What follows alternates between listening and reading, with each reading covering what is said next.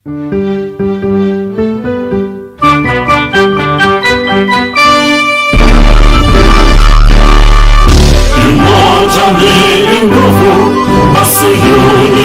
forever, like the united Tutsis and Hutus, brother pride of Africa, as we climb the ladder of learning, to prepare the path for our future. The which our flame is burning in the hearts of one and all, as we climb the ladder of learning, to prepare the path for our future. The which our flame is burning in the hearts of one and all. From the lonely sacred hill, high and higher we will search, united to lead with a common will, to also remain the song and pledge. From the lonely sacred hill, high and higher we will search, united to lead with a common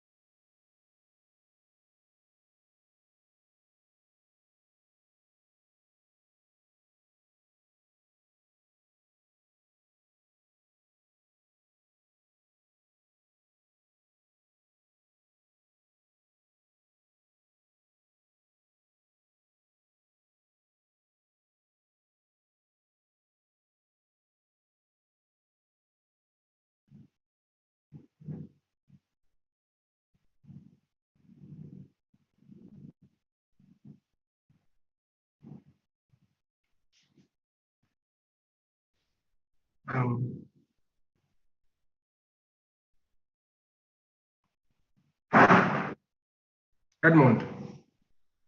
Okay. Sorry, everyone. Technology, we rely on it, and not everything is in our control. We are live now on AAU TV and live on ASU YouTube channel.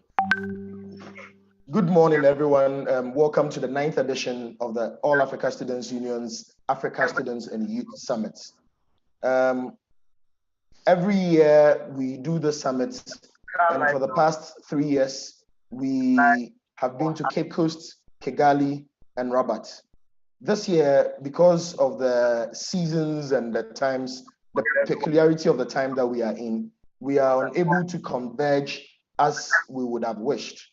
But the Secretariat thought that the very meaningful policy discussions that go on every year must come off unabated. So we are employing the medium of technology to come to you with this year's summit.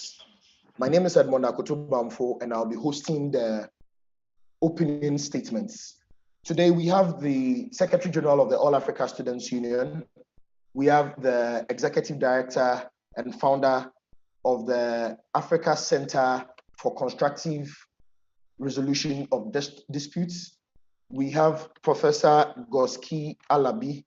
Professor Goski Alabi is the president of the Lawe Open University based in Ghana. We will later be joined by Dr. Kailash Satyarthi. He is a Nobel Peace Laureate. We also have overall the president of the All Africa Students Union, Engineer Musab Osman, also with us. We will start today's session by receiving the statements of the Secretary General, Mr. Peter Kwesi-Koji. The floor is yours. Thank you very much, Samuel. Good morning, everyone. Good afternoon, depending on where you are. Excellencies, allow me to take the time to thank you for making time to join us at the opening event of the 9th Africa Students and Youth Summit. We know you are terribly busy people, and yet you have no time to join us. We do not take this lightly. Thank you very much. Let me also take the time to thank all our network partners who have shared this event widely to gather the huge numbers that are watching this live from different parts of the world. We could not have pulled this event together without your solidarity. I also want to say a thank you to the team at ASU, the technical team, the organizing committee members for the hard work that you put together to make sure that we're able to have an event such as the one that we're having now. In particular, I would want to acknowledge the following partners. The first that I'll do is the 100 million campaign, whom we have worked closely over the years to be able to campaign for marginalized children. Then I'll also recognize UNESCO. I'll also recognize the African Center for the Constructive Resolution of Disputes, Accord. And Accord is the originator of the Global Peace the program that we've been running together and jointly.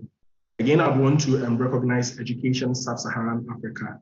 I want to recognize the Global Students Forum, the European Students Union, the International Association of Universities, the Organizing Bureau of European School Students Unions, Global Peace, the Association of African Universities, Lawe Open University, Snake Nation, the Master Plan, the National Union of Students UK, She's the First campaign, Africa Students and Alumni Forum, and then I would also want to recognize the reference citizens. I'll also want to recognize the Student Initiative for Sustainable Development Goals and the Global Reporting Initiative, the Commonwealth Students Association, the HAPA Initiative, and our national student unions from all over Africa. Every year, ASU convenes the largest student and youth gathering on the continent under the banner the Africa Students and Youth Summit. The summit is our flagship event, and it brings together young people from all over the continent and in the diaspora to deliberate on the crucial issues that affect education and our common future as young people. This year, we've been joined by students and young people from all over the world due to the collaboration with different organizations from different parts of the world to confront the challenges that have been posed by the COVID-19 pandemic. Allow me to also use this opportunity to congratulate our student unions for the direct interventions they have contributed to their government's efforts to tackle the COVID-19 pandemic. I do hope that when the pandemic passes, we will remember what students and young people did to alleviate the toll of the COVID-19 pandemic, sometimes even at the peril of their lives. I would have wished that we met under normal circumstances. Sadly, these are not normal times. However, one thing is clear: hosting this year's summit in a virtual format should not take away the thrust of the issues, nor the outcomes thereof. In the last couple of months, young people from all over the world have stood together in solidarity to demand accountability from our leaders on various issues. And as we've come to realize, the issues are common to all of us, regardless of our geographical differences. Through the power of solidarity, we've worked together with our colleagues from different regions under the coordination of the 100 Million campaign to demand a fair share of the COVID-19 recovery funds to be allocated to those furthest left behind and those truly in need of the funds. We know that something around 11 million young girls will potentially not return to the classroom when schools prepare to reopen. We also know that a lot of children are being forced into child labor due to the pressures to survive on account of the hardships imposed by this pandemic. This will certainly roll back all the gains we have made in the fight against child labor. If you are not angry at the business as usual approach to the handling of the COVID recovery strategy, this summit is not for you. If you warm up to the idea that what is normal should keep our marginalized brothers and sisters even further away from enjoying the basic fundamental human rights such as education and health, this summit is certainly not for you. We've witnessed in frustration how billions of COVID-19 recovery funds have been allocated to businesses whose owners, even in COVID-19, still enjoy all the privileges hitherto the pandemic, bar a few restrictions to their movement as a result of lockdowns. Young people are asking our leaders crucial questions now more than ever. We're anxious about what the future holds for us, given everything we've seen with the COVID-19 pandemic. As schools shut down earlier this year, we despaired as we saw the tragic consequences on our colleagues who pre-COVID were struggling to get an education. Students have been asked to vacate their rented apartments because they are unable to pay. Given that lockdowns prevent them from holding jobs to support these expenses, why are governments not supporting the students in this regard? Caregivers have lost their jobs in catastrophic proportions, especially those in the informal sector, which has been hardest hit by the pandemic. In Africa and the South, where the informal sector accounts for over 70% of jobs, one can understand why this is a humanitarian emergency. Amid the pandemic, it is further distressing to witness huge budget cuts in education in a time when we must increase spending to protect those furthest behind.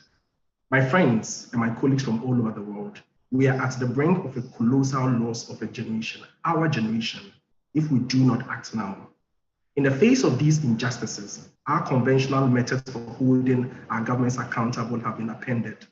We can no longer march on the streets to protest the injustices that we're witnessing under the pretext of containing the COVID-19 pandemic. Government officials tell us they will not accept hard copy letters when we do walk-ins to deliver petitions that deserve urgent attention. Meanwhile, they take forever to reply emails, even if we are lucky. The irony is that if we send a gift to them, the principle of not receiving items as a measure to contain the spread of COVID-19 will suddenly not mean anything. I cannot understand why anyone would not be angry. This summit is not one to ask for problems, as we already know all the problems. Throughout this year, we've spent endless hours on webinars discussing problems. We are tired, we're frustrated, and we're angry. The summit is not, as we end this year, we'll be looking to find sustainable solutions and to find practical ways to hold our governments accountable. During the summit, spanning today and tomorrow, We will seek to imbibe a sense of urgency in young people to trigger us to act, us to hold our governments accountable to save the loss of a generation. This summit will equally call on governments to increase spending on education to ensure that no group is disproportionately affected by the impact of the pandemic. This summit would support the call by UNESCO to get girls back to school. The summit will also highlight the cruel manner in which the COVID-19 has affected our marginalized brothers and sisters and offer a recommended path to build back better. The ninth summit will re-echo and ensure that governments, key institutions, and key actors become more responsive and conscious of the needs of students, young people, and marginalized groups and amid the pandemic. The ninth summit will also forge stronger solidarity among young people to build broad coalitions to support a robust COVID-19 recovery that leaves no one behind. Lastly, the ninth summit will adopt a global strategy to rally young people to act in solidarity, to hold our governments accountable, to execute a COVID-19 recovery agenda that is equitable and inclusive. And this will adapt the Global Youth Compact to build back better.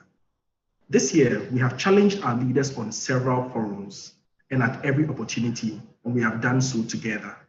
We've done so on the sidelines of the G20 summit, on the UNGA, and at other key events. In doing so, we have seen how independent we are and realized our only true path to holding our governments accountable is doing so together in solidarity. Together, we have achieved so much more than going at it alone. And as we plan to build back better in solidarity, if anything, we've seen that our problems are common and they befit a common response. On behalf of the All Africa Students Union and all our partners and members, I welcome all the speakers, all delegations, the organizers and participants to the 9 Africa Students and Youth Summit. I want to thank you very much for joining us for the summit and do hope that you join us for all the remaining sessions. Thank you very much. Thank you very much, Mr. Peter Kwesi-Koji. If you are not annoyed by business as usual, this summit is not for you. If you are not annoyed by business as usual, this summit is not for you. You really want to take an action, come to asys2020.asuonline.org/resources. There are several actions that you can take on several projects that we are currently running, and we are hoping that you will find a place to act. Our next speaker, Dr. Vasu Gordon, is Executive Director and founder of the African Center for Constructive Resolution of Disputes, ACCORD, which was founded in 1992. He's a lawyer and a mediator, trainer and researcher in the field of conflict management, and has been involved in preparing conflict parties across Africa for negotiations. He serves on boards of several institutions across the world involved in conflict management, and he has addressed the United Nations Security Council on matters relating to conflict management and has been elected by the World Economic Forum as one of their global leaders for tomorrow. Dr. Vasu is going to speak to the students and youth of Africa, and we are ready to listen to him. Dr. Vasu, the floor is yours.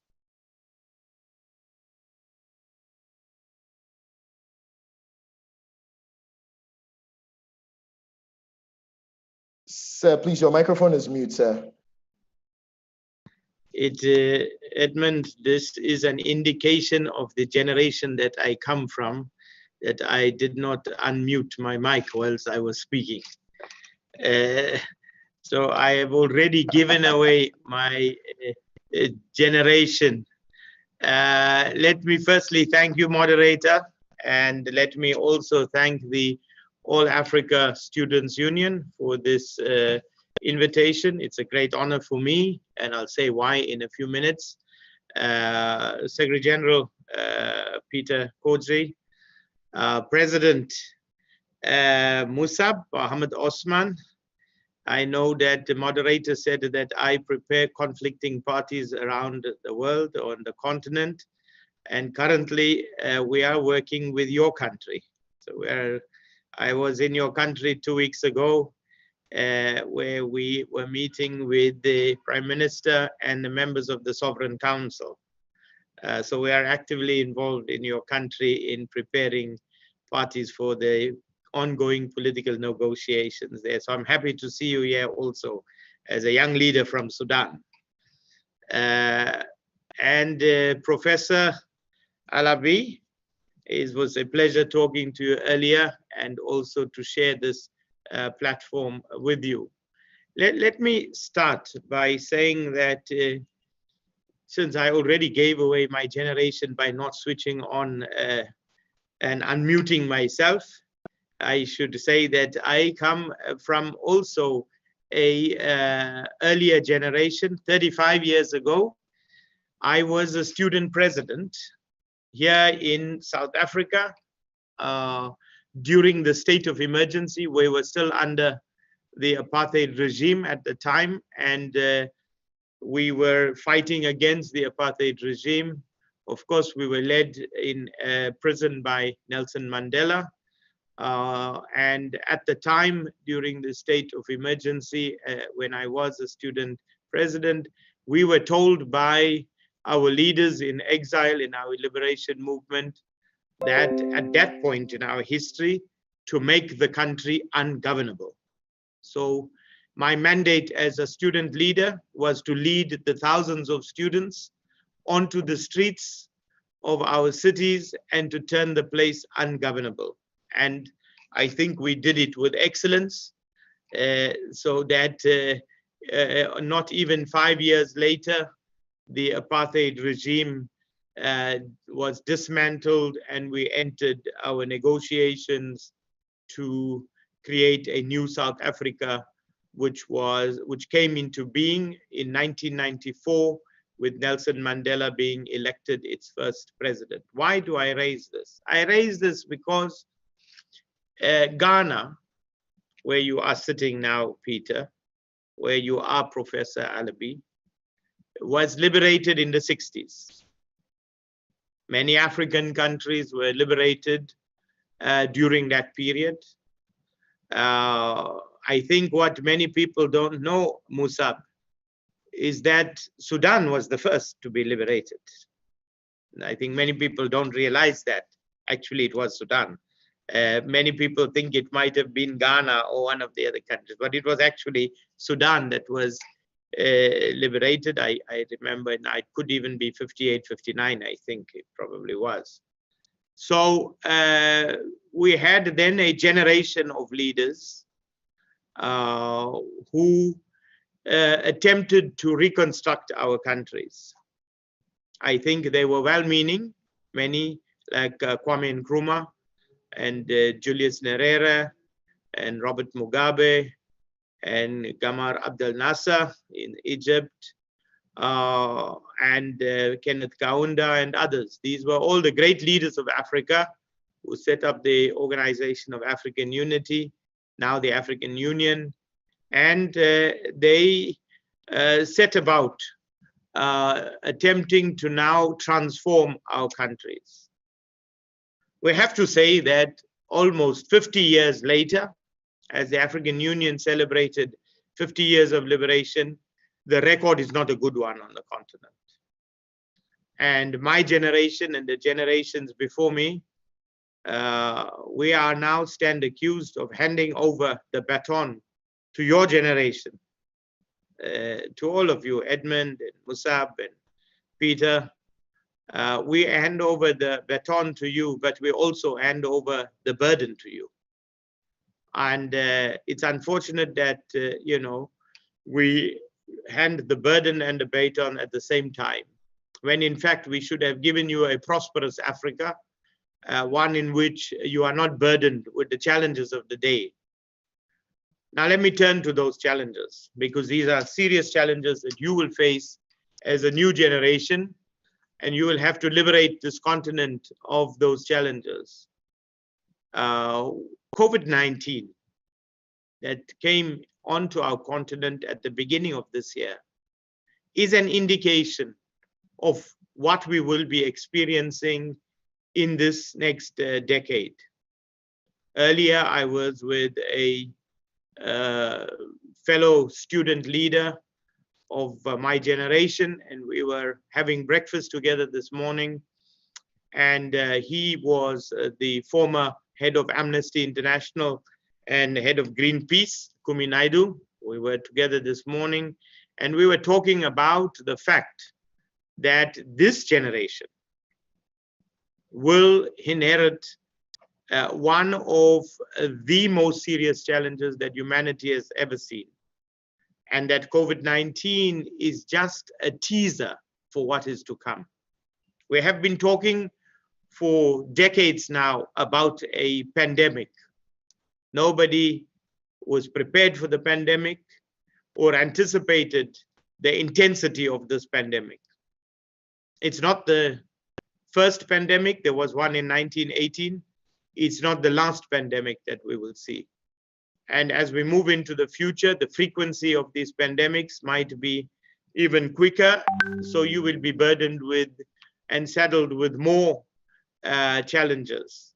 In addition to the health challenge that we have been facing now over several months, we know that measures taken to stem the spread of the virus have led to an economic crisis, the proportions of which we have never seen for now several decades.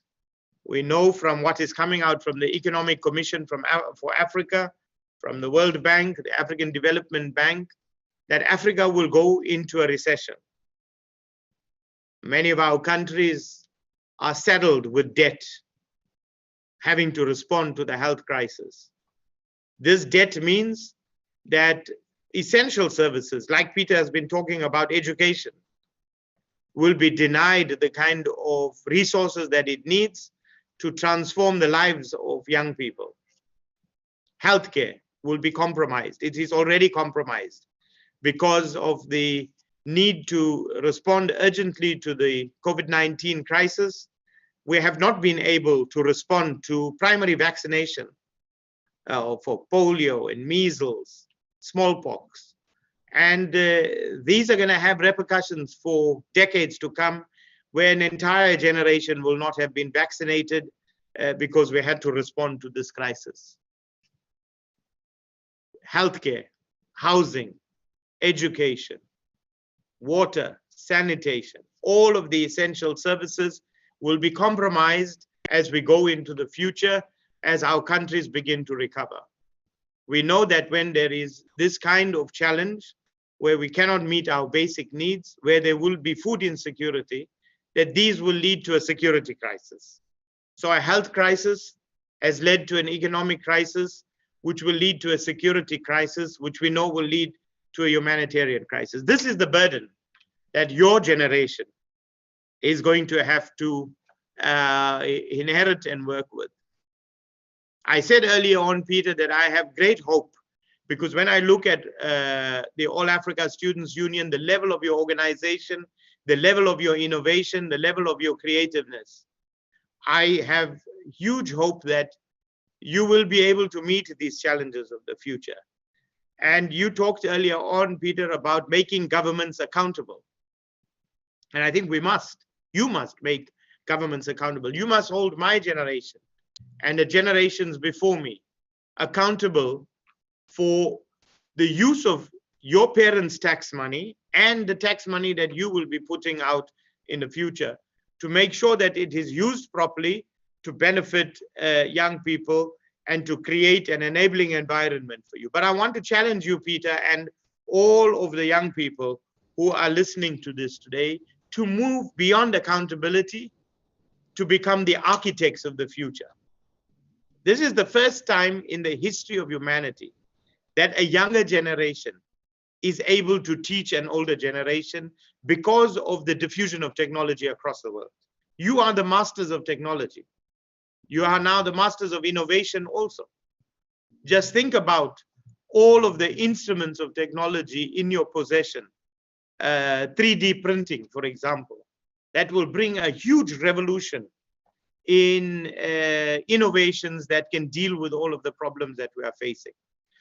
So I want to challenge you to say, move beyond accountability, create your own narrative, become your own architects, take what is yours, a generation endowed with technology, endowed with skills and creativity, where you don't have to wait for this generation to just hand you the baton with the burden, but you can create your own race that you are in.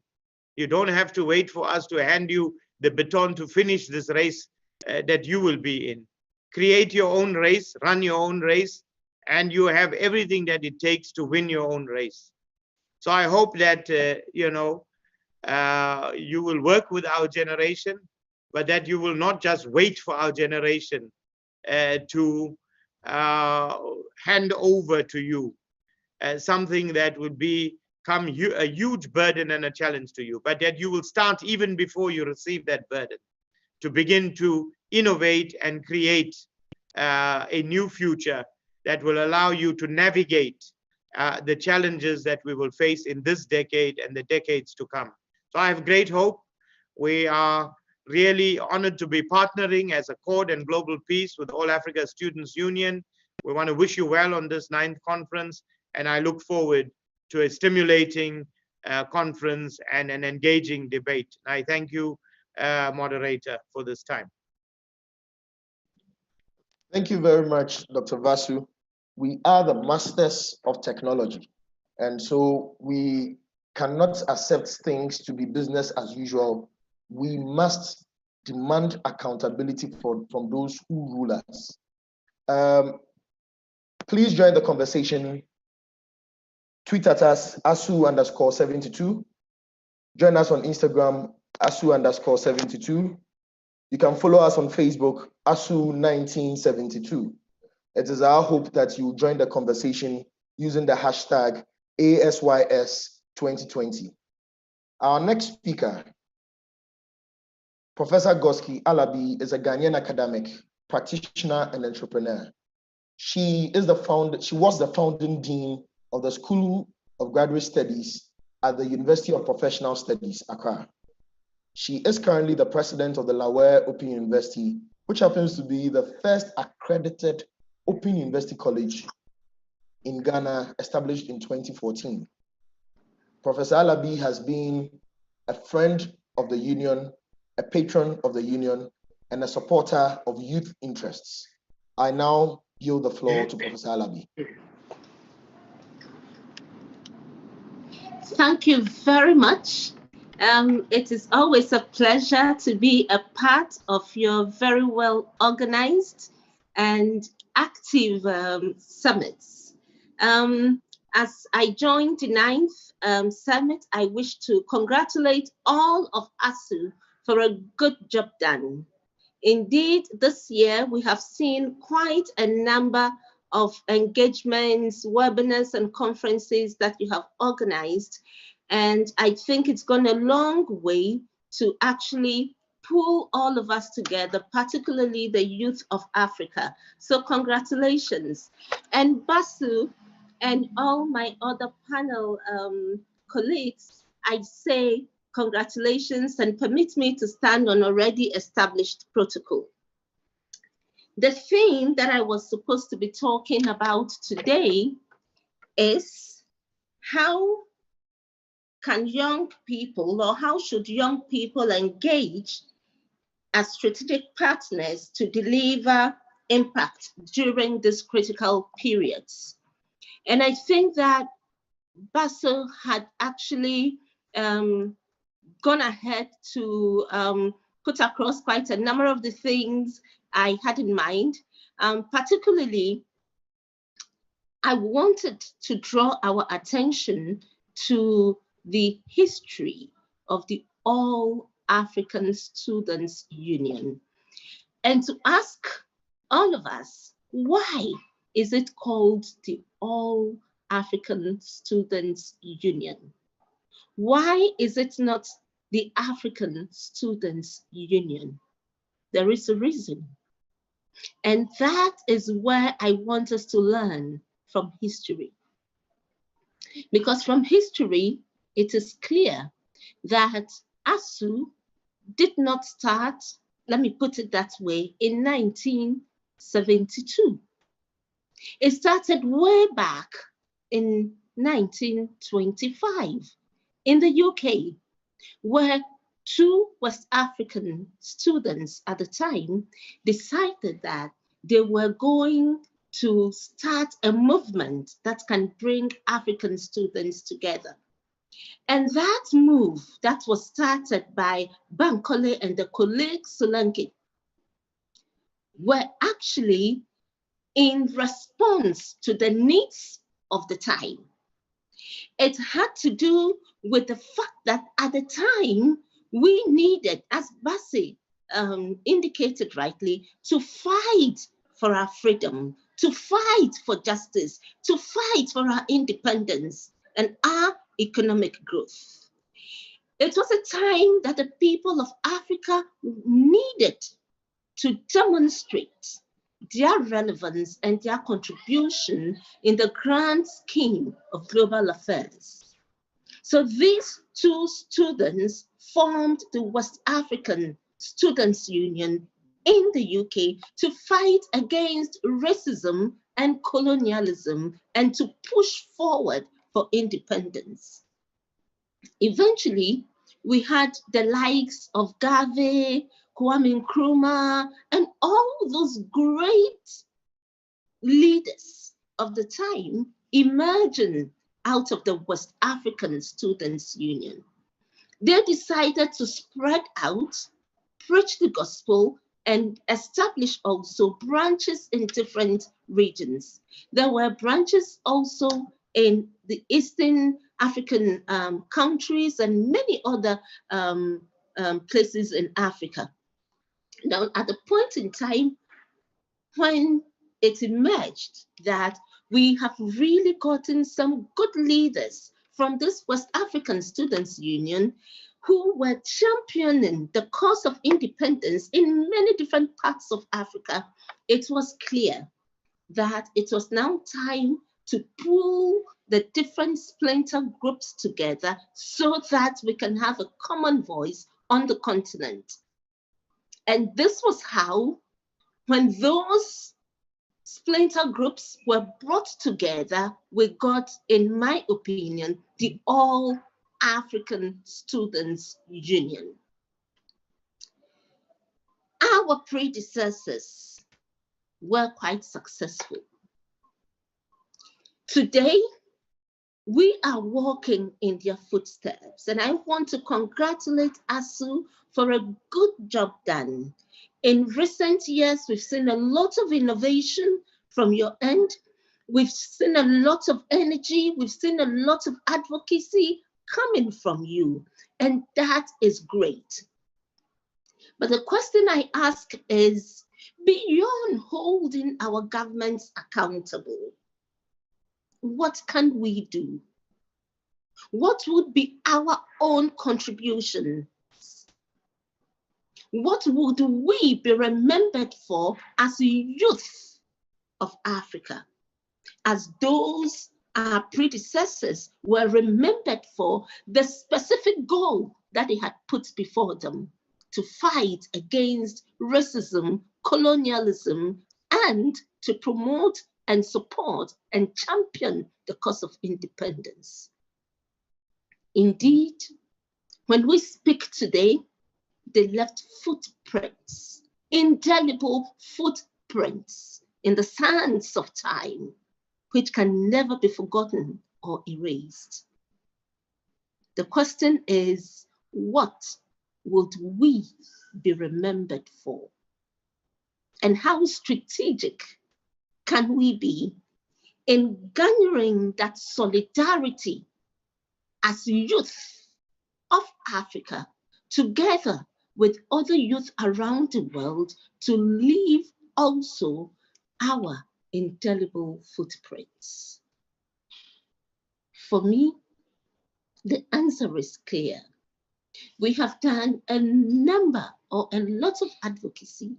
We have done a lot of accountability, campaigns to hold our leaders and our governments accountable.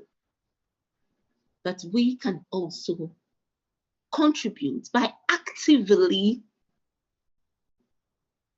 leaving that footprints behind. The question I ask is, what lessons can we learn from the pandemic? One of the things I have realized growing up is the fact that a lot of the time we are slowed down by the fears and the excuses of not being adequately prepared, of not having enough resources, and a number of the excuses that hold us from taking the right action for the change we deserve and we want to see to happen. Now, when we look at our resilience and our response in this pandemic, it tells us that those fears are actually unfounded. Why? Because when this pandemic hit us, particularly for Africa, a lot of people did not know that we'd be able to rise up to the occasion the way we have done. Indeed, we have not been as strategic as we ought to have been to have prepared ourselves well ahead for such pandemics, because we have already seen such epidemics happen like Ebola in recent times in West Africa. So as a people, to what extent were we prepared for epidemics and pandemics like that? And as Basu said, this is just the tip of the iceberg. What lies ahead may not be too different from what we are beginning to see. Uncertainty and change, rapid change, is going to be the order of the day, whether we are ready or prepared or not. And so it is for us to start thinking futuristically and start preparing ourselves for the task that is ahead of us. And if we have to do that and be successful, then we need to start believing in ourselves. Because many thought that Africans, with all due respect, were going to die like chickens and litter the streets. But there is some wisdom in our practices that we probably may not have as much confidence in as a people. When we look at the fact that we do not have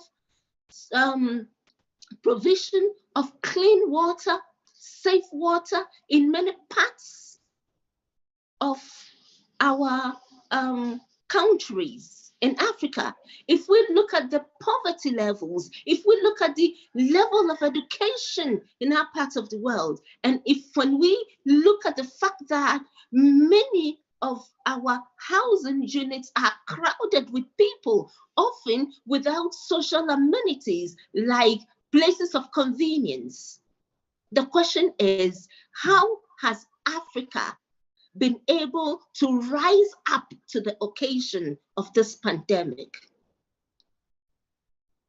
It means that given the opportunity, we could have done a lot more before this time. When we look at the fact that we had to rise up to moving education online, and we were forced to do it, the pandemic didn't need our permission to force us to adopt online teaching and learning, whether we were ready for it or not. But when the necessity struck, we were able to lift ourselves up in the spirit of survival. We knew that we had a common goal to stand together in solidarity and fight against the pandemic. And thankfully, by grace, we have been able to survive the pandemic to this stage.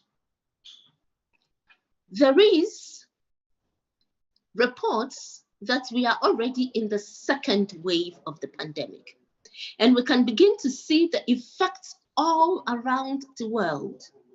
So when we look at the way we were forced to rise up to this occasion, it tells us that we really do not have any excuse not to be strategic. And when I like to give an example of Lawa Open University.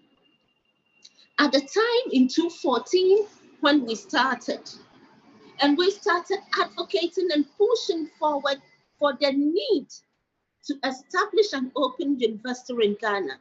Even regulatory bodies did not have confidence in that process.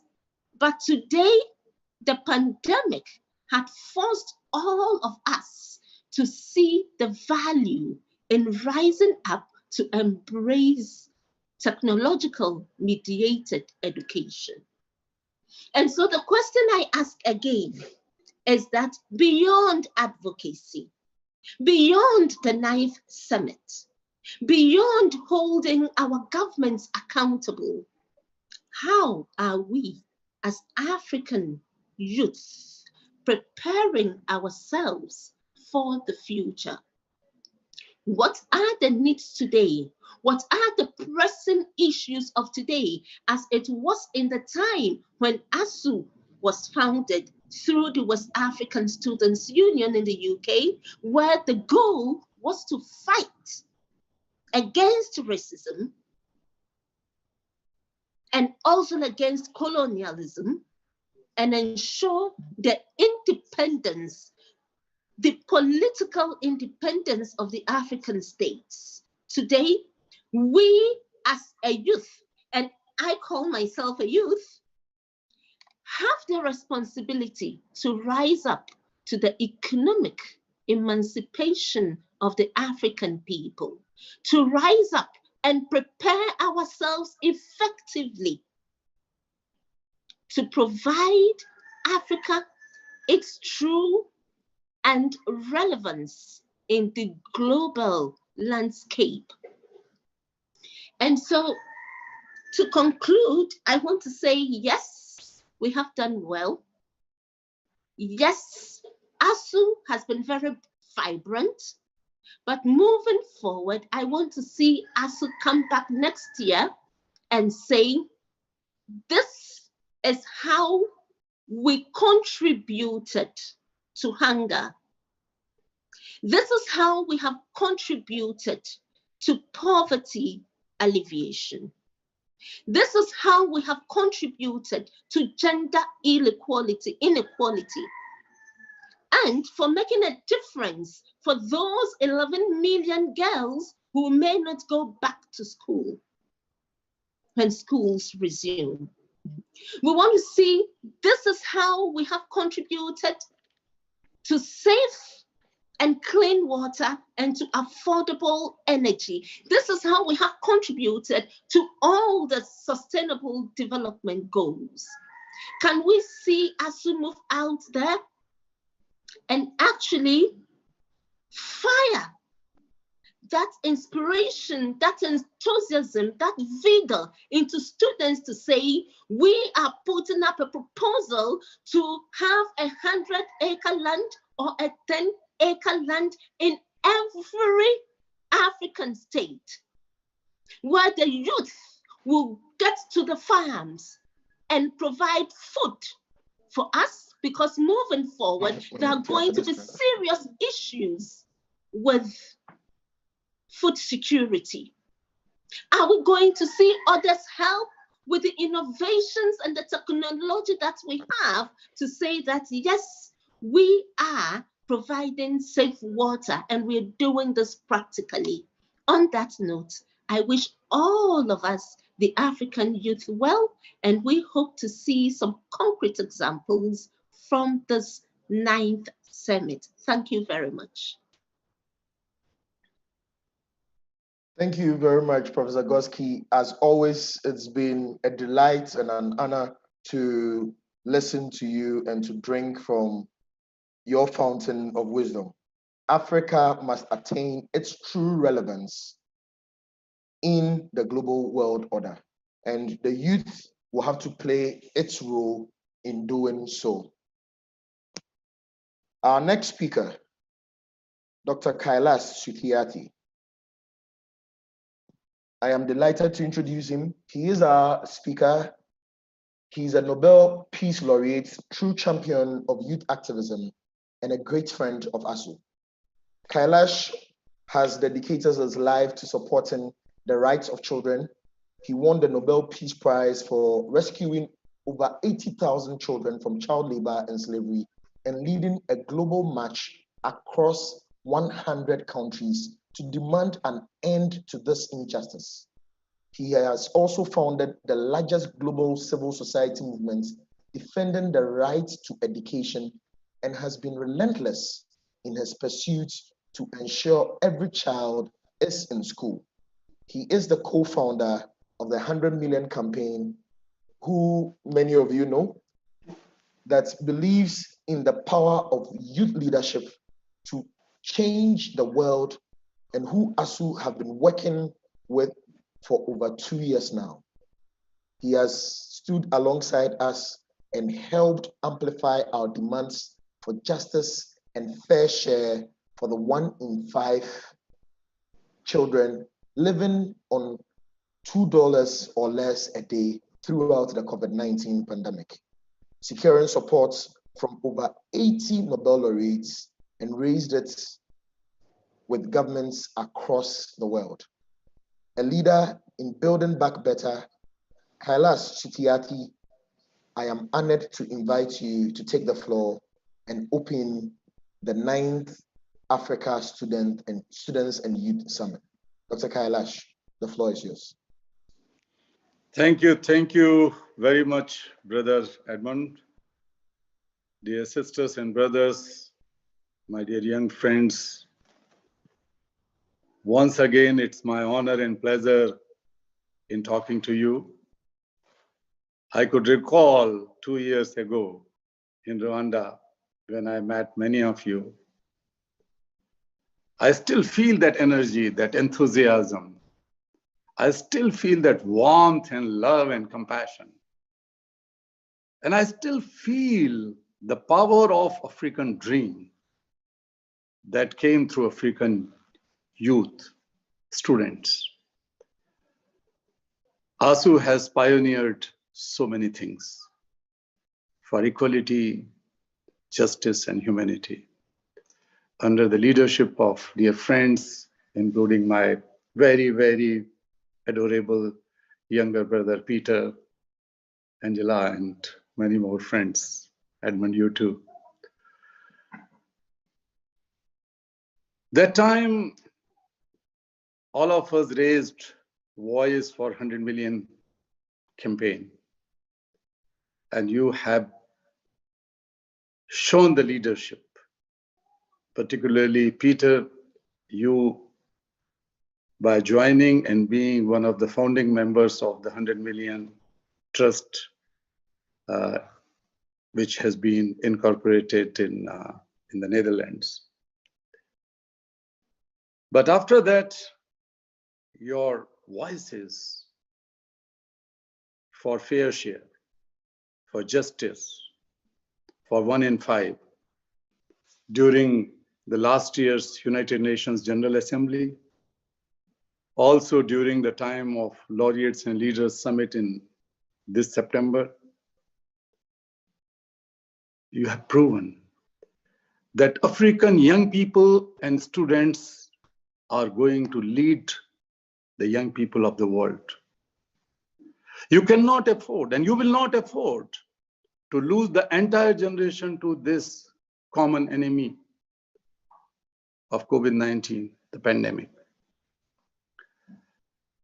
So, dear friends, this brings hope not only to African continent, but to the rest of the world.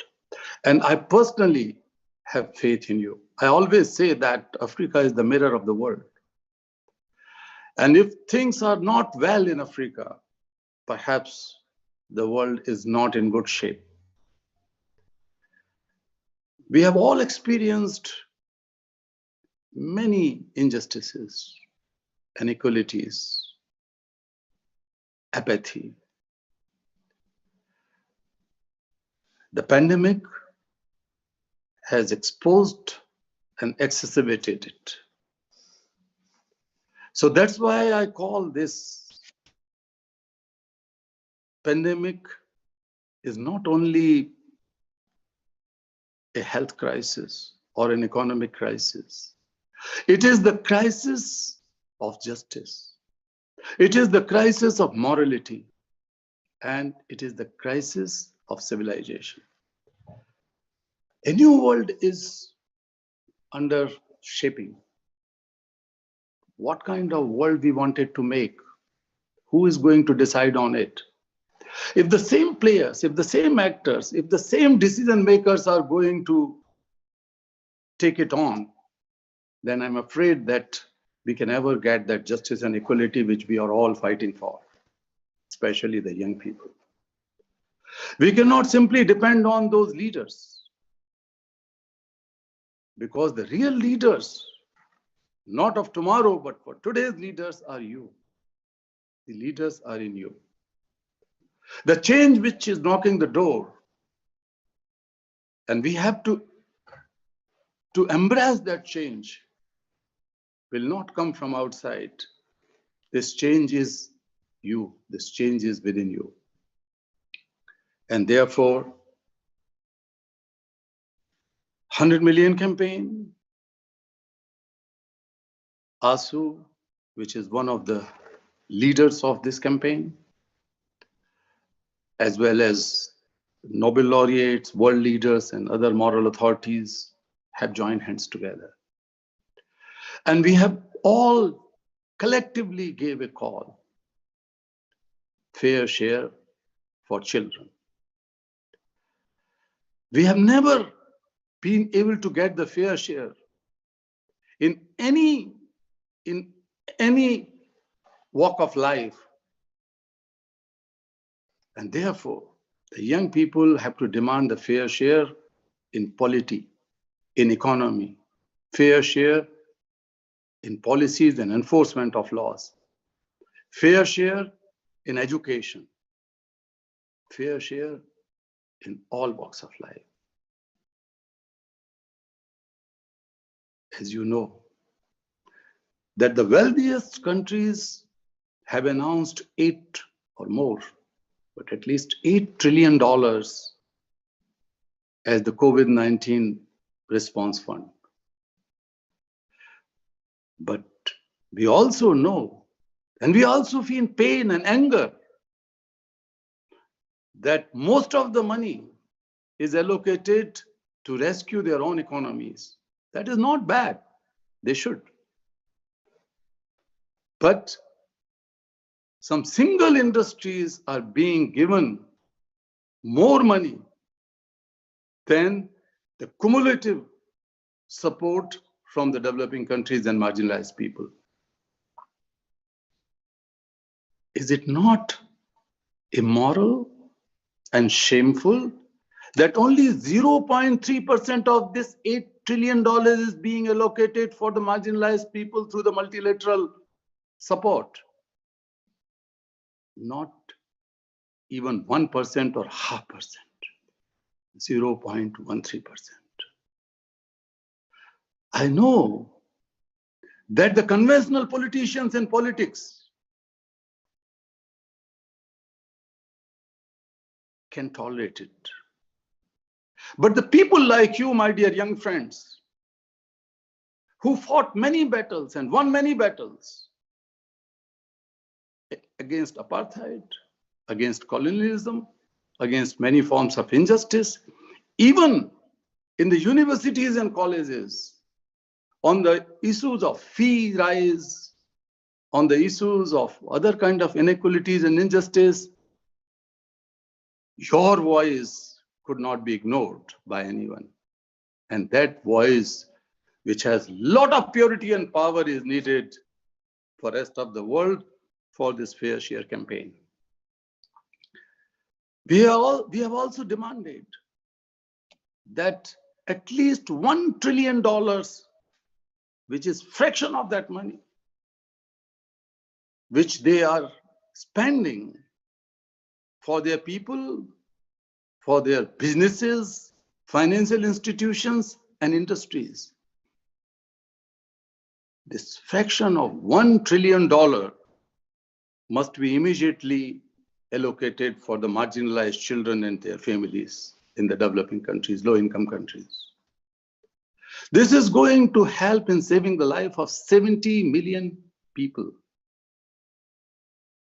And if we are not going to do it, we know that 24 million children will not see their classrooms again. We know that dozens of millions of children would be found on streets and factories and mines and prostitute houses. Children who were holding pencils and books in their classrooms would be forced to take guns, would be forced to take tools in their hands.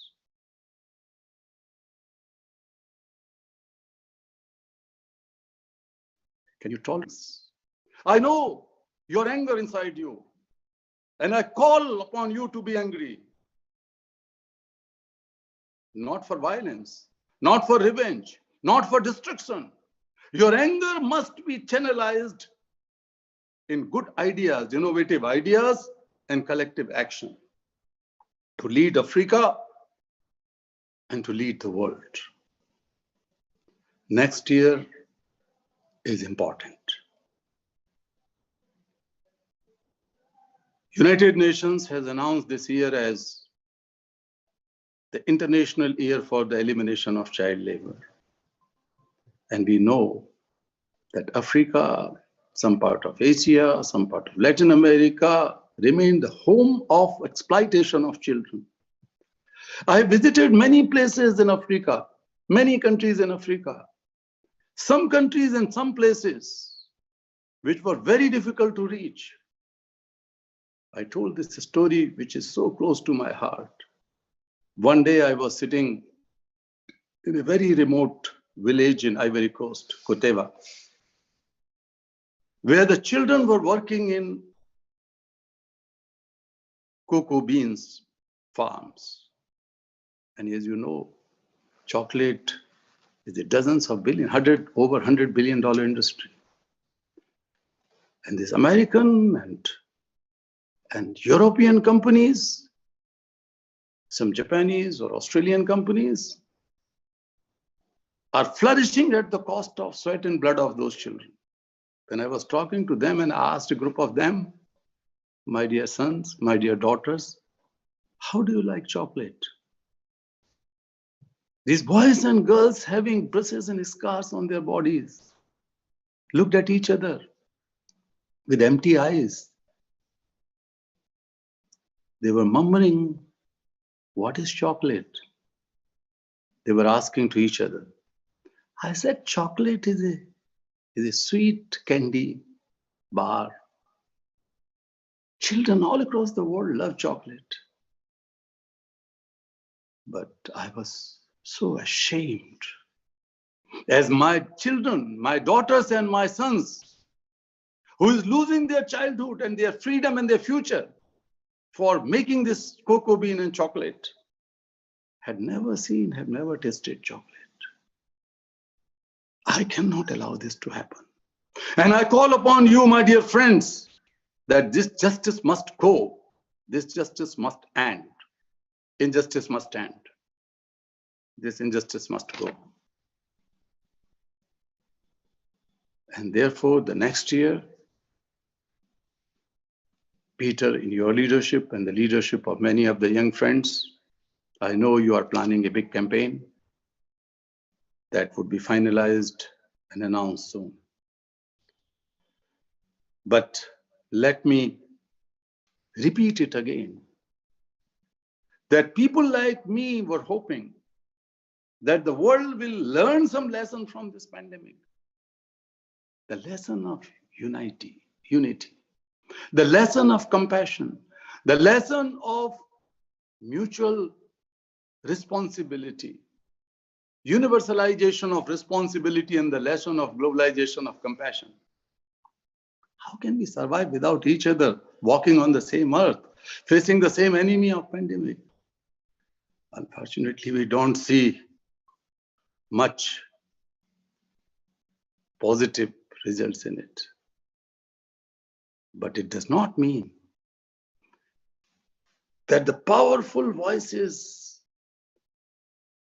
and the purity of your hearts, the brilliance of your minds, young people, is going to stop us in globalization of compassion.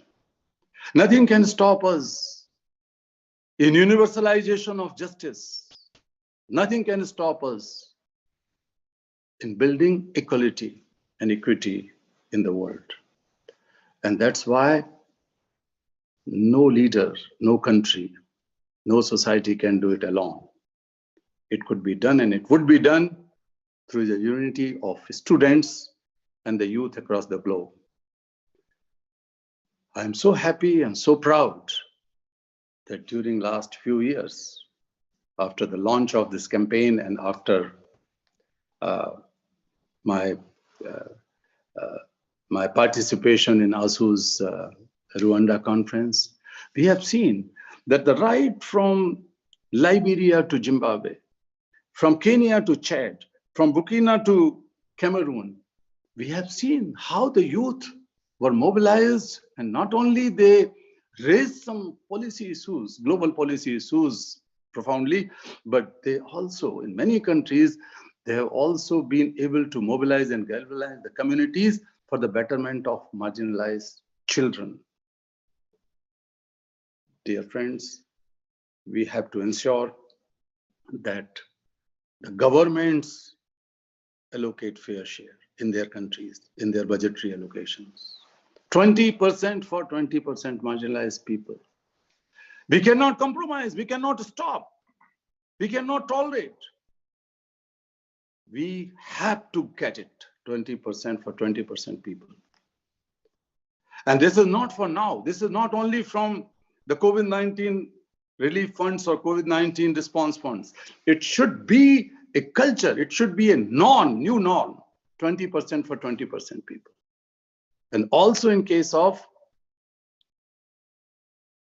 ODA funds, we have to ensure that 20% of ODA should go for 20% marginalized children and their families in the low-income countries. 20% for 20% every aspect of life. I once again applaud your leadership. Remember, dear friends, that we as young people cannot be a part, if some fuel or lubricant of a big system, of a big engine, what we call the growth engine. The people who are the controllers of that growth engine, they just throw a bite of bread in the name of career, in the name of good job, in the name of good life. But what they are getting out of it, they are using us, young people, and we have to stop it. We have to understand it and stop it. We should not be manipulated and misguided by certain politicians, because the future is in our hands. They are not the future of the world. You are the future of the world. Whatever we see today should not happen tomorrow as injustice and inequality. And I once again express my fullest solidarity as your friend, as your brother, though I am 66-year-old, but you can cut me half, not my body, but my age. So you can consider me 33 or even 23. I won't mind if you consider me 23, just decrease my 40 years. So that is fine for me, because I strongly believe that those who have courage to question and those who have resilience and persistence to find the answer to those questions against any wrong, they can never become old. So you should have courage to question each one of you. You are the source of power. And once again, I thank you for listening to me. You can always count on me as your brother and a kind of household Nobel laureate. So there are so many young Nobel laureates. You can always consider and count on them. But Kailash Satyarthi is your brother, friend, and your own Nobel laureate. And I will follow you. You are my leaders. You are my champion. Thank you so much. Thank you so much, Dr. Kailash.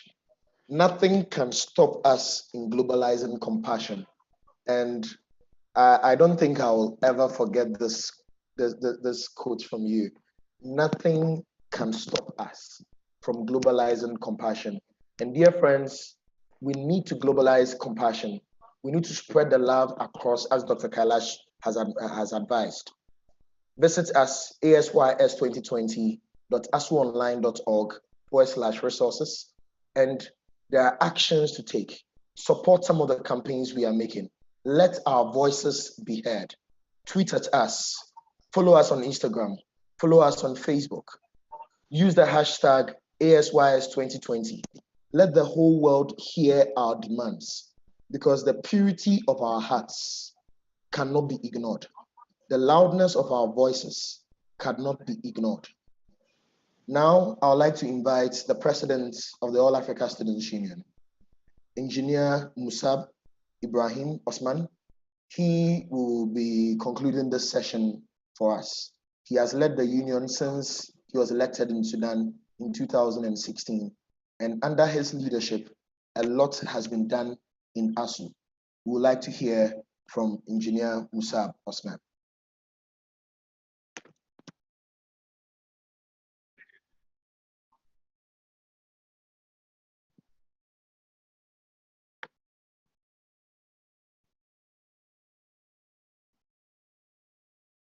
Mr. President, your microphone is muted.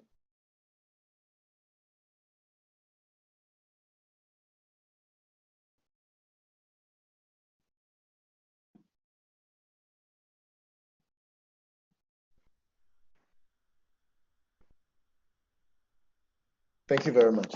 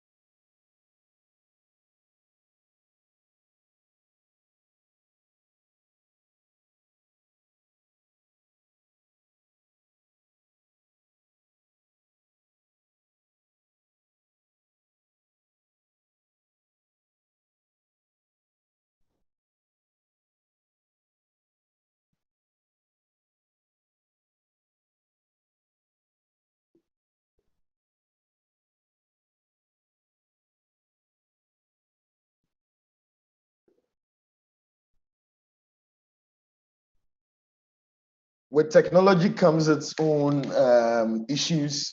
We are still waiting for the situation to be resolved at the president's end. So, ladies and gentlemen, you bear with us. But as we wait for Engineer Musab, I would like to remind all of you, for those of you who enjoyed Dr. Vasu's presentation, he will be engaged in a one-on-one session at 1 o'clock. You click on it on your program outlines and you'll be able to join in that session. So Dr. Vasu will be engaged in a one-on-one question and answer session.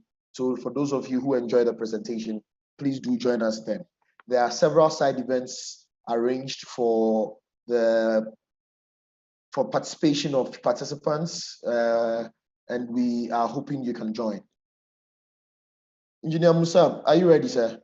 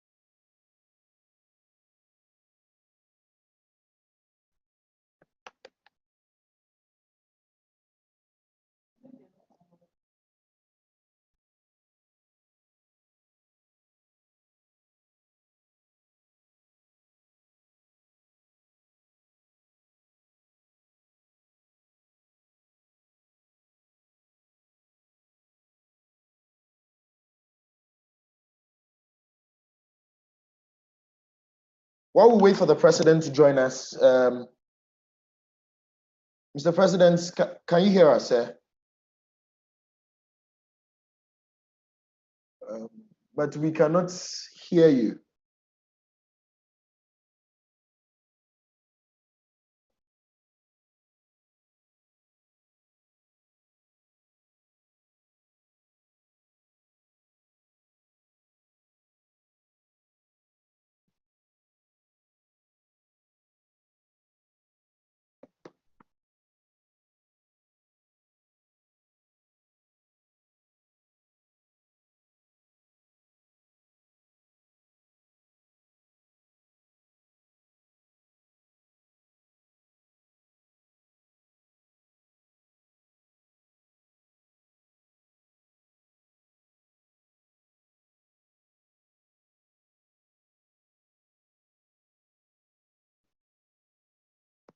While we wait on the president to join us, I would like to announce for the attention of participants that the Global Students Forum will be organizing a side event for this summit.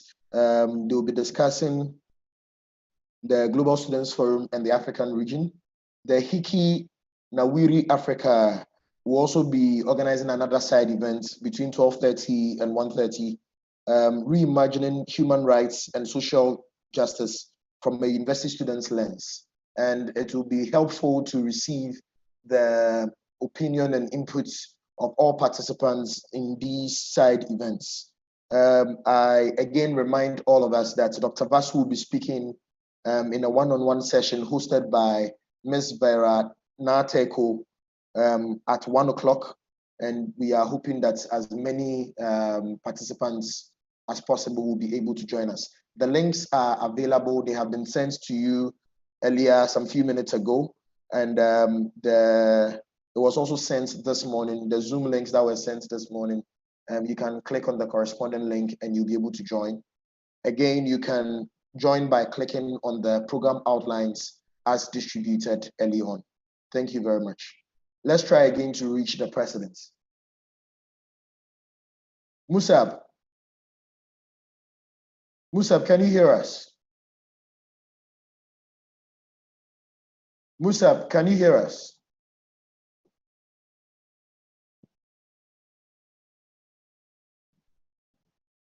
I think the president will be joining us later in other sessions. And I'd like to take this opportunity to thank our distinguished guests, Dr. Vasu from Accord, Professor Goski from the Lawe Open University. Like to thank the Nobel Peace Laureate, Dr. Kailash. I would like to thank the Secretary General of the All Africa Students Union. This is just the opening of the 9th Africa Students and Youth Summit. It is my hope that you will participate in the side events, you will participate in the breakout sessions, you will participate in the plenaries. And I would like to remind all of us that at 1 o'clock, Dr. Vasu will be joining us again for the one-on-one question and answer session. I know you might be having questions on elections and COVID-19. How is Africa managing? We want to hear from his expertise, understand how Africa can manage, how as young people we can also contribute in this discourse. I think the president has joined us once again, and let us try again to get him. Musab, Mr. President.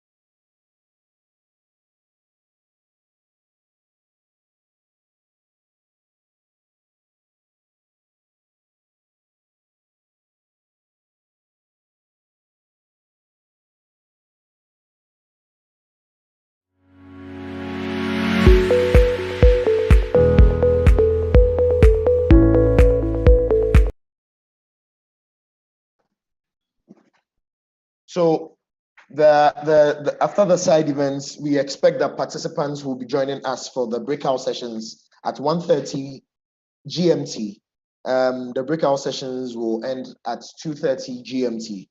There is another high-level panel discussion to discuss education at the brink of collapse, finding sustainable funding to protect education.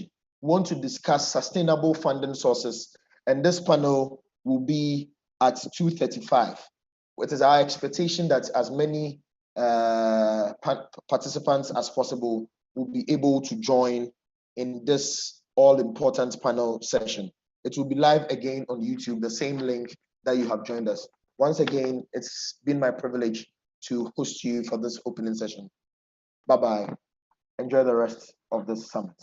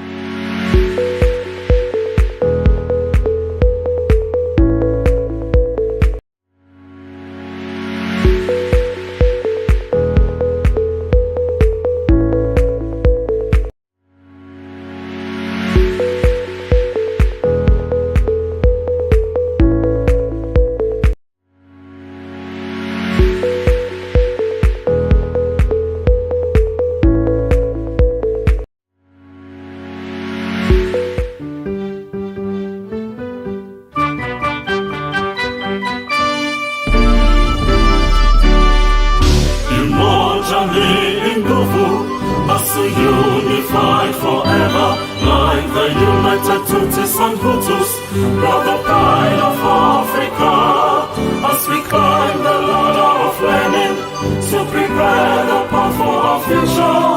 The quenchable flame is burning in the hearts of one and all, as we climb the ladder of learning to prepare the path for our future.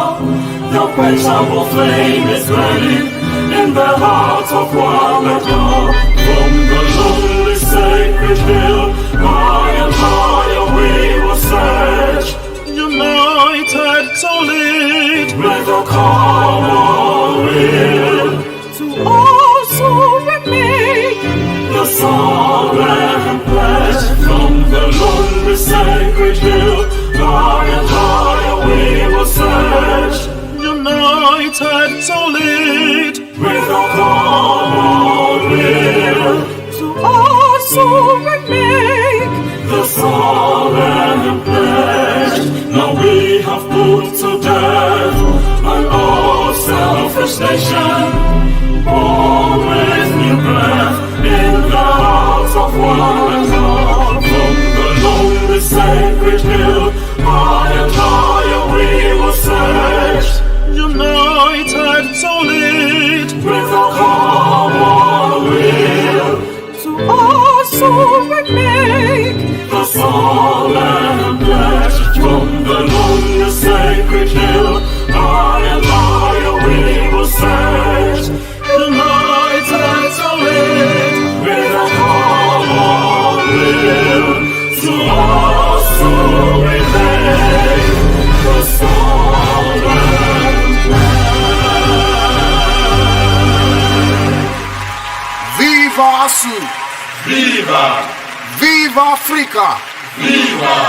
Long live Asys! Long live! Long live Africa! Long live!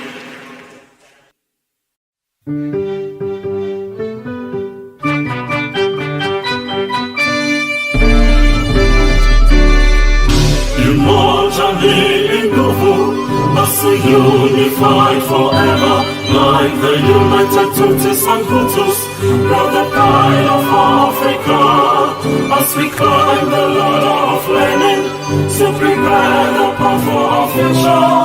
The quenchable flame is burning in the hearts of one and all, as we climb the ladder of learning to prepare the path for our future. The quenchable flame is burning in the hearts of one and all.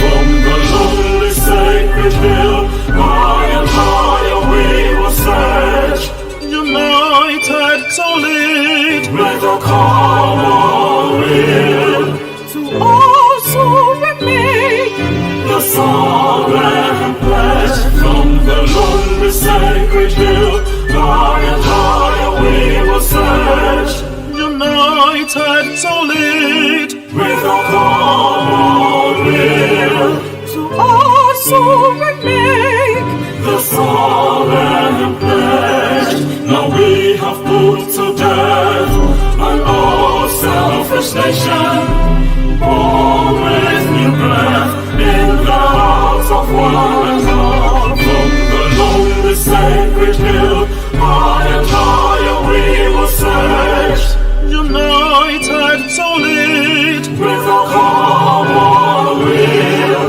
to also remake the solemn pledge. From the lonely sacred hill, high and higher we will search, united solid with a common will, to also remake the solemn pledge. Viva Asys! Viva! Viva Africa! Viva! Long live Asys! Long live! Long live Africa! Long live!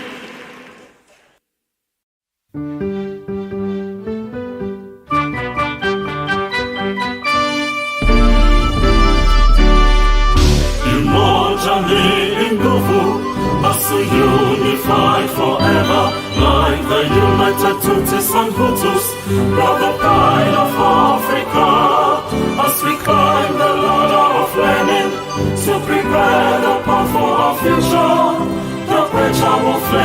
burning in the hearts of one and all. As we climb the ladder of learning to prepare the path for our future, the quenchable flame is burning in the hearts of one and all. From the lonely sacred hill, high and higher we will search, united to lead with a common will. To also remake the solemn pledge. From the lonely sacred hill, high and higher we will search, united to lead with a common will. To also remake the solemn pledge.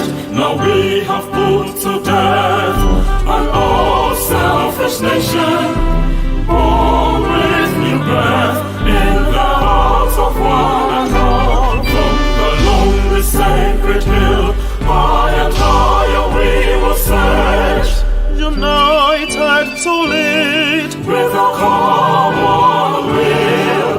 To also remake the solemn pledge. From the lonely sacred hill, high and higher we will search, united to lead with a common will. To also remake the solemn pledge. Viva Asys! Viva! Viva Africa! Viva! Long live Asys! Long live! Long live Africa! Long live!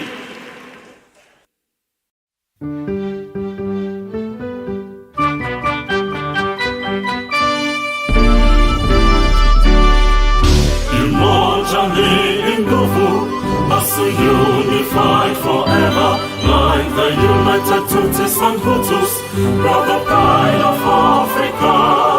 As we climb the ladder of learning to prepare the path for our future, the quenchable flame is burning in the hearts of one and all.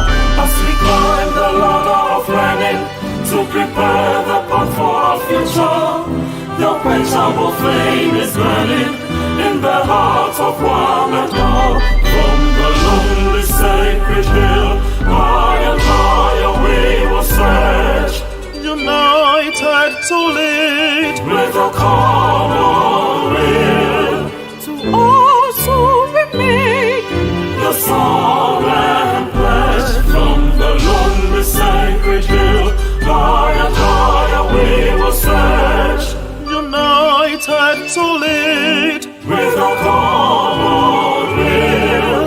To also remake the solemn pledge. Now we have put to death an all selfish nation, born with new breath in the hearts of one and all. From the lonely sacred hill, high and higher we will search, united to lead with a common will.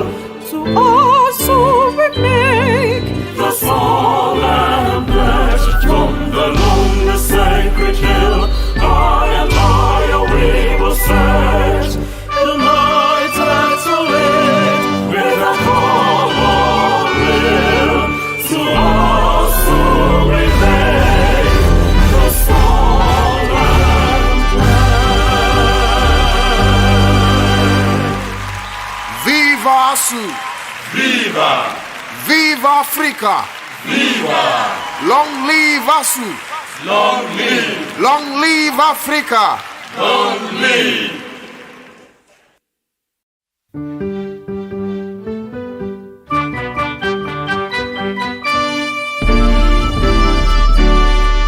Immortally in Gofu, as we unified forever, like the united Tutsis and Hutus, brother pride of Africa. As we climb the ladder of learning to prepare the path for our future, the quenchable flame is burning in the hearts of one and all. As we climb the ladder of learning to prepare the path for our future. The quenchable flame is burning in the hearts of one and all.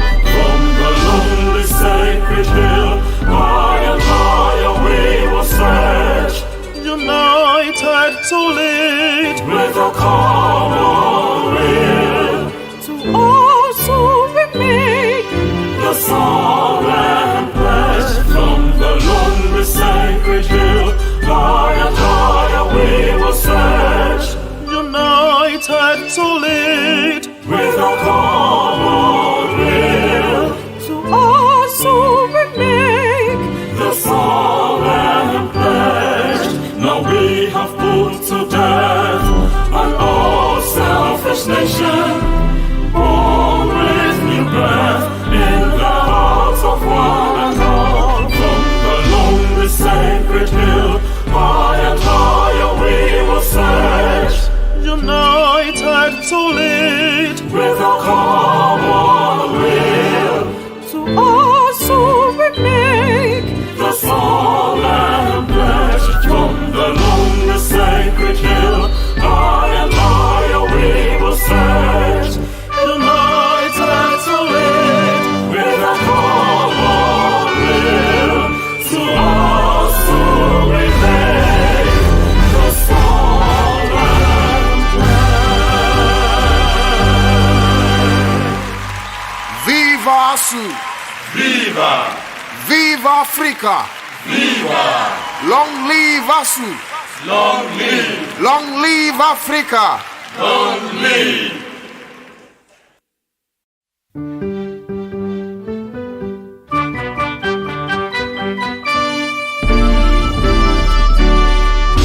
Umoja ni nguvu, basi unified forever, like the united Tutsis and Hutus, brother pride of Africa.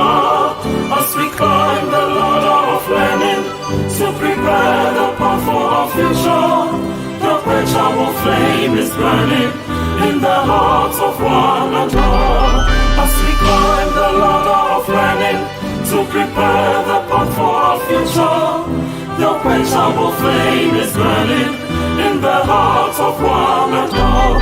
From the lonely sacred hill, high and higher we will search, united to lead with a common will, to also we make the solemn pledge. From the lonely sacred hill, high and higher we will search, united to lead with a common will, to also we make the solemn pledge.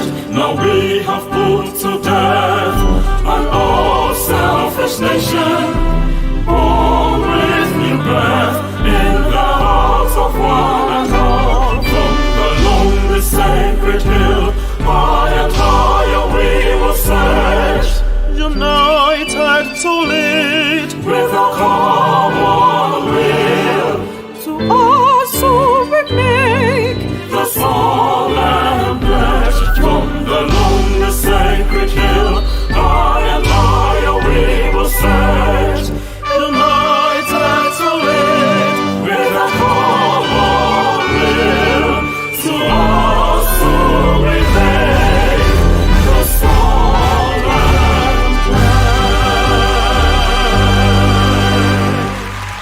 Viva Asys! Viva! Viva Africa! Viva! Long live Asys! Long live! Long live Africa! Long live!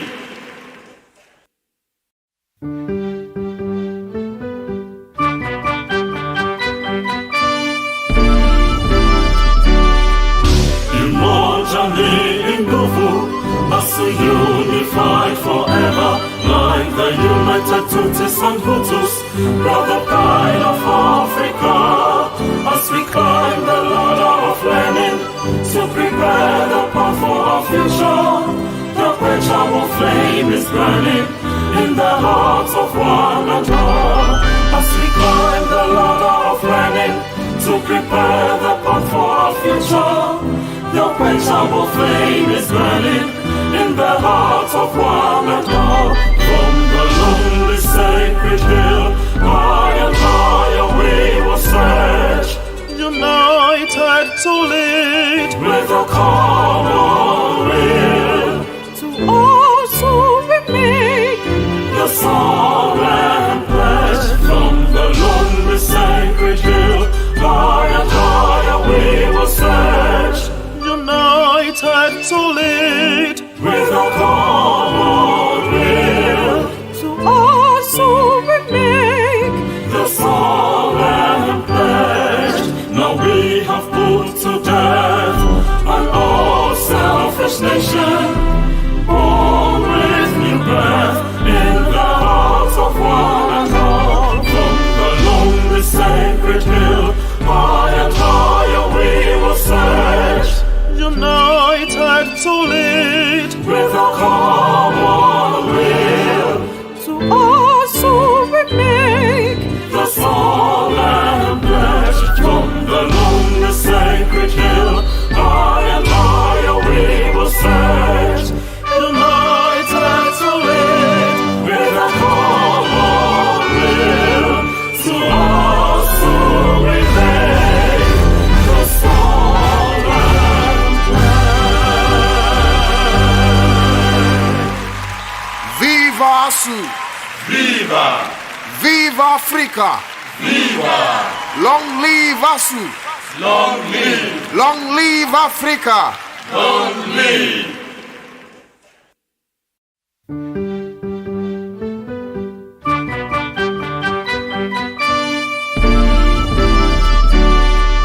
Umoja ni nguvu, Asy unified forever, like the united Tutsis and Hutus, brother pride of Africa.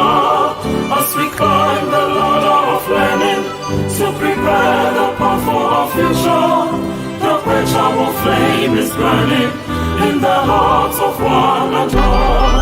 As we climb the ladder of learning to prepare the path for our future, the quenchable flame is burning in the hearts of one and all. From the lonely sacred hill, high and higher we will search, united to lead with a common will, to also remake the solemn pledge. From the lonely sacred hill, high and higher we will search, united to lead with a common will, to also remake the solemn pledge. Now we have put to death an all selfish nation, born with new breath in the hearts of one and all. From the lonely sacred hill, high and higher we will search, united to lead with a common will, to also remake the solemn pledge. From the lonely sacred hill, high and higher we will search, united to lead, with a common will, to also remake the solemn pledge. Viva Asys! Viva! Viva Africa! Viva! Long live Asys! Long live! Long live Africa! Long live!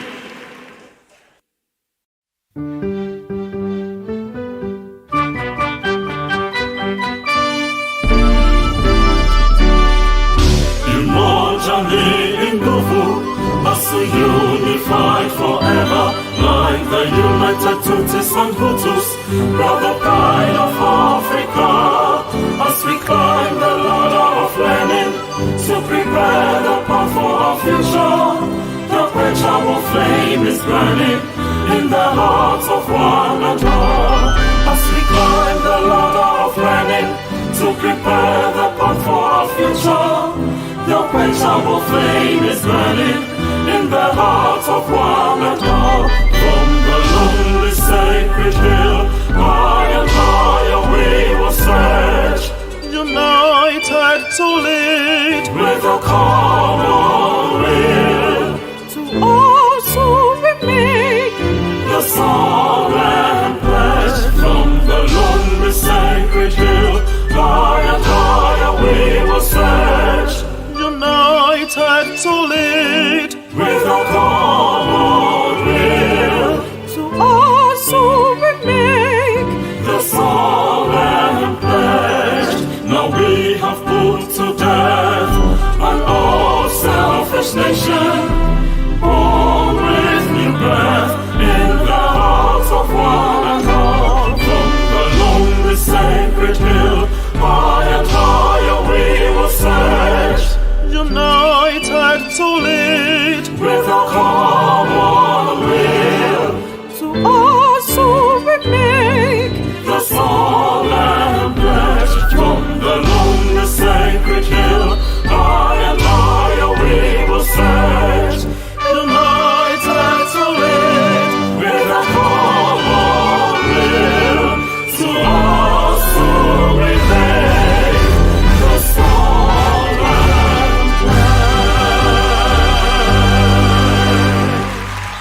Viva Asys! Viva! Viva Africa! Viva! Long live Asys! Long live! Long live Africa! Long live!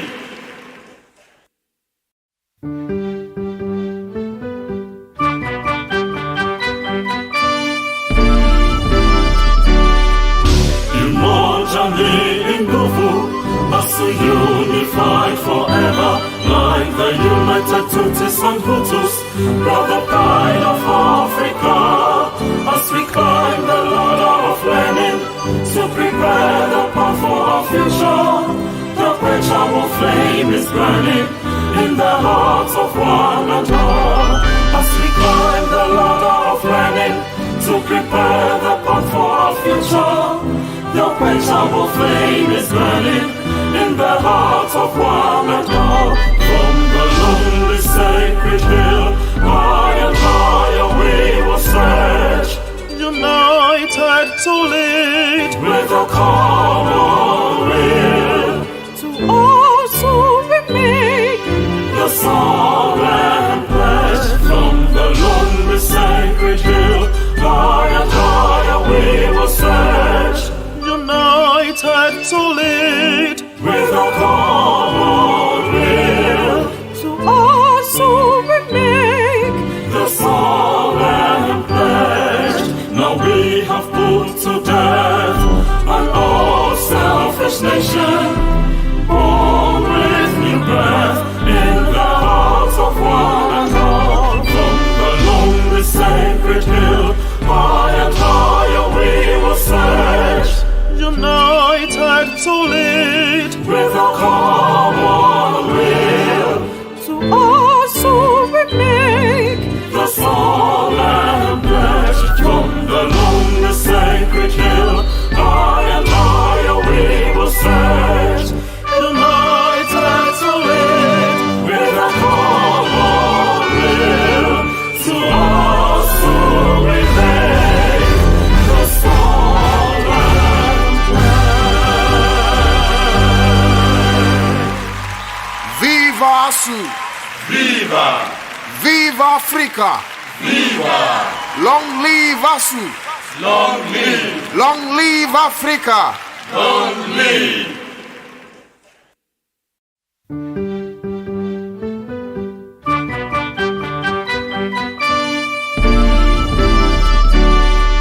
Umoja ni nguvu, basi unified forever, like the united Tutsis and Hutus, brother pride of Africa. As we climb the ladder of learning, to prepare the path for our future, the quenchable flame is burning in the hearts of one and all. As we climb the ladder of learning, to prepare the path for our future, the quenchable flame is burning in the hearts of one and all. From the lonely sacred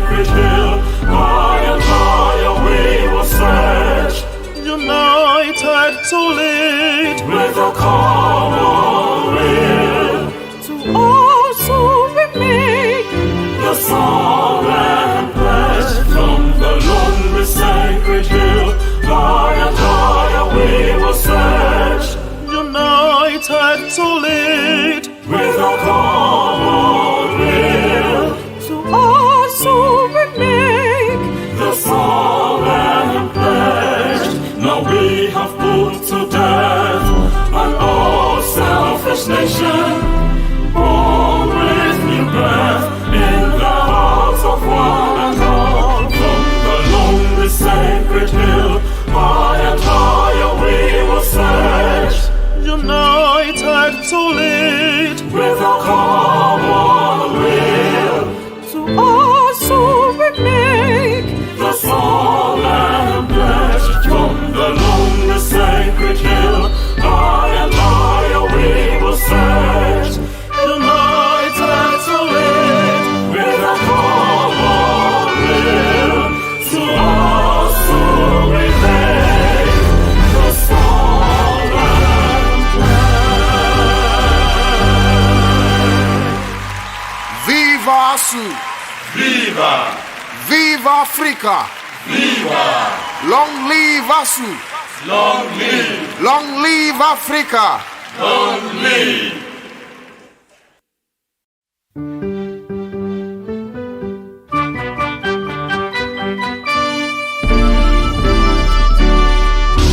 Imojani Ingovu, us unified forever, like the united Tutsis and Hutus, brother pride of Africa.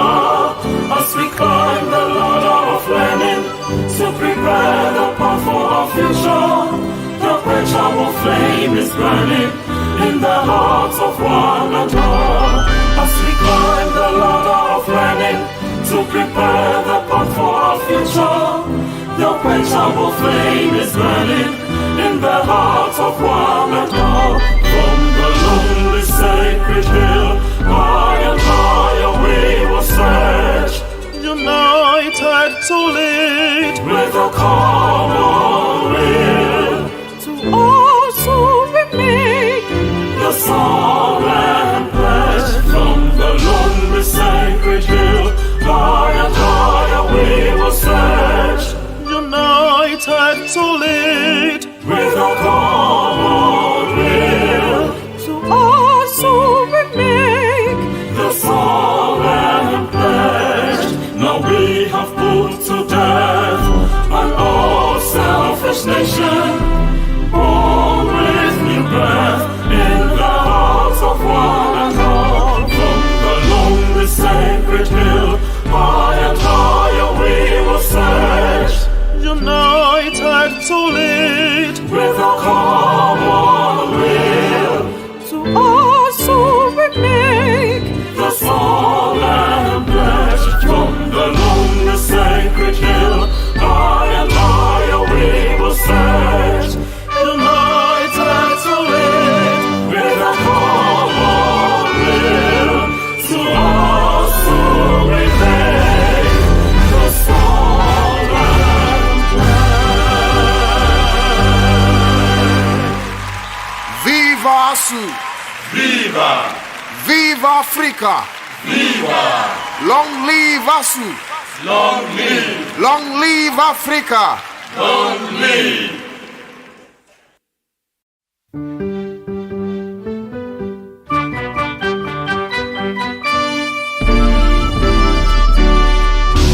Imojani Ingovu, us unified forever, like the united Tutsis and Hutus, brother pride of Africa.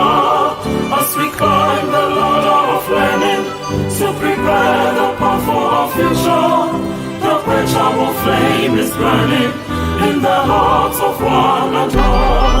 As we climb the ladder of learning to prepare the path for our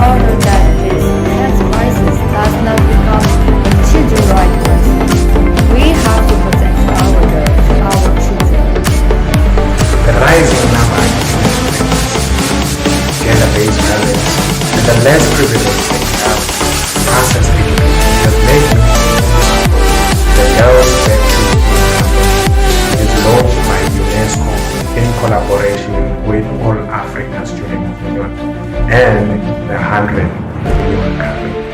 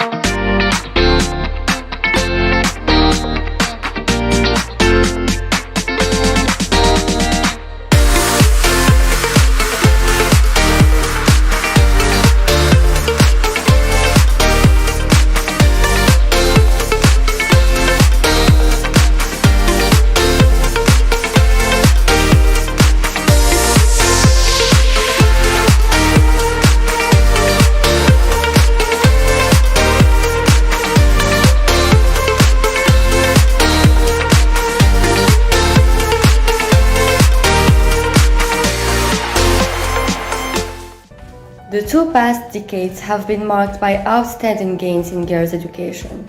We cannot risk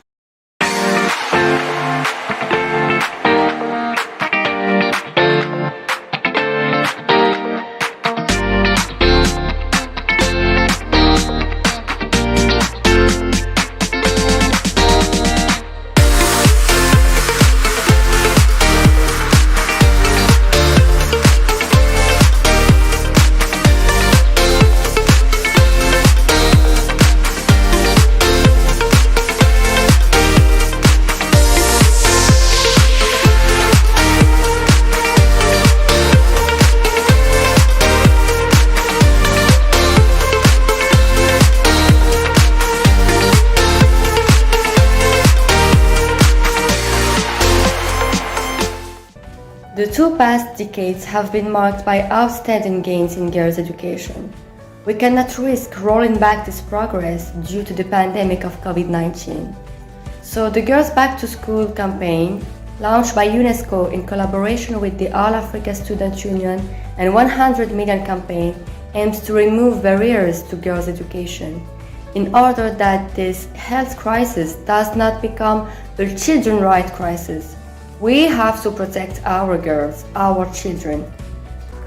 The rising number in teenage pregnancy, gender-based violence, and the less privilege they have to access education has made me to fully support the Girls Back to School campaign, which is launched by UNESCO in collaboration with All Africa Student Union and the 100 Million campaign.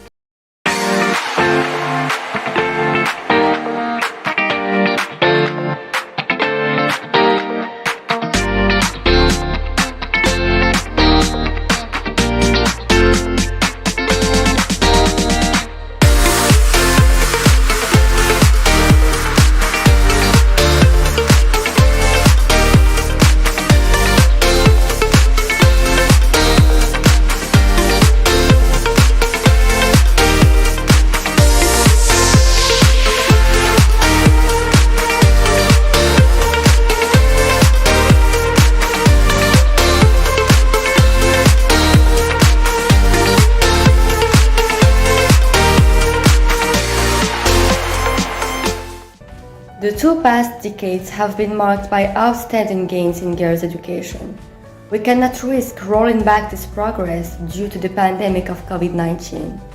So the Girls Back to School campaign, launched by UNESCO in collaboration with the All Africa Student Union and 100 Million campaign, aims to remove barriers to girls' education in order that this health crisis does not become a children's rights crisis. We have to protect our girls, our children. The rising number in teenage pregnancy, gender-based violence, and the less privilege they have to access education has made me to fully support the Girls Back to School campaign, which is launched by UNESCO in collaboration with All Africa Student Union and the 100 Million campaign.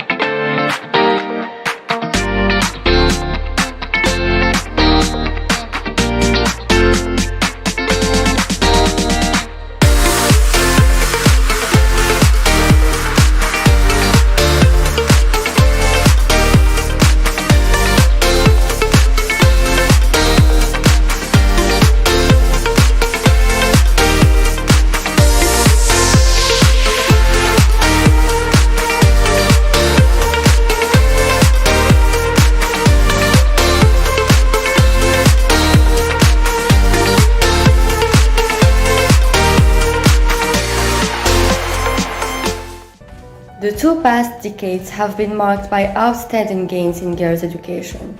We cannot risk rolling back this progress due to the pandemic of COVID-19.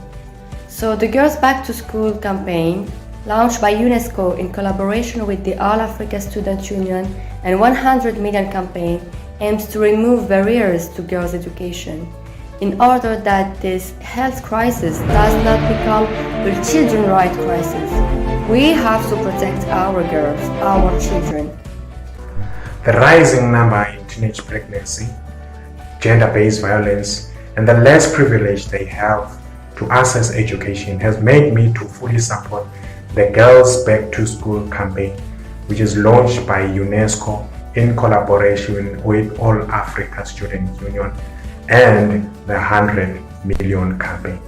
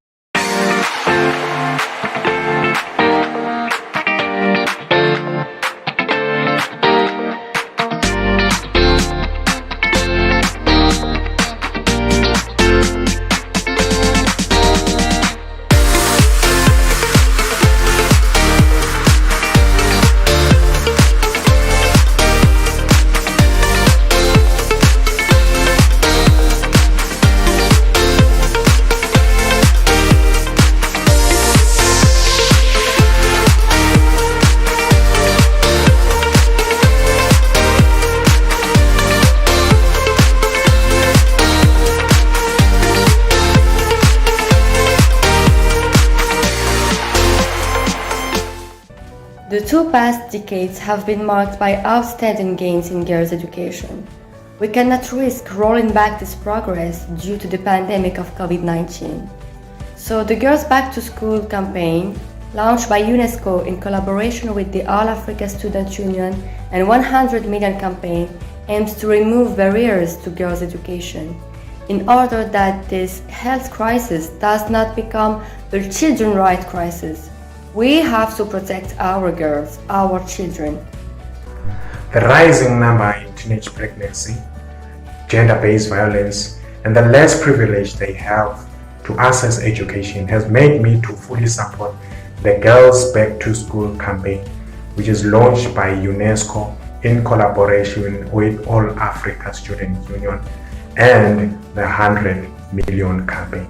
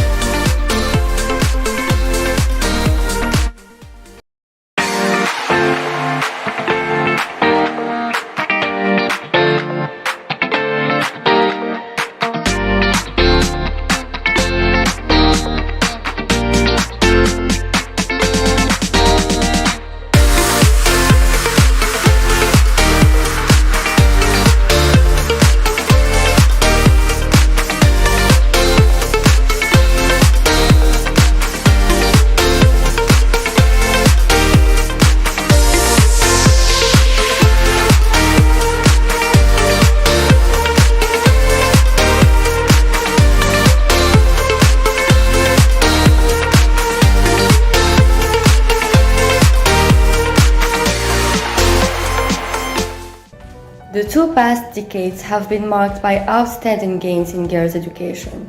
We cannot risk rolling back this progress due to the pandemic of COVID-19.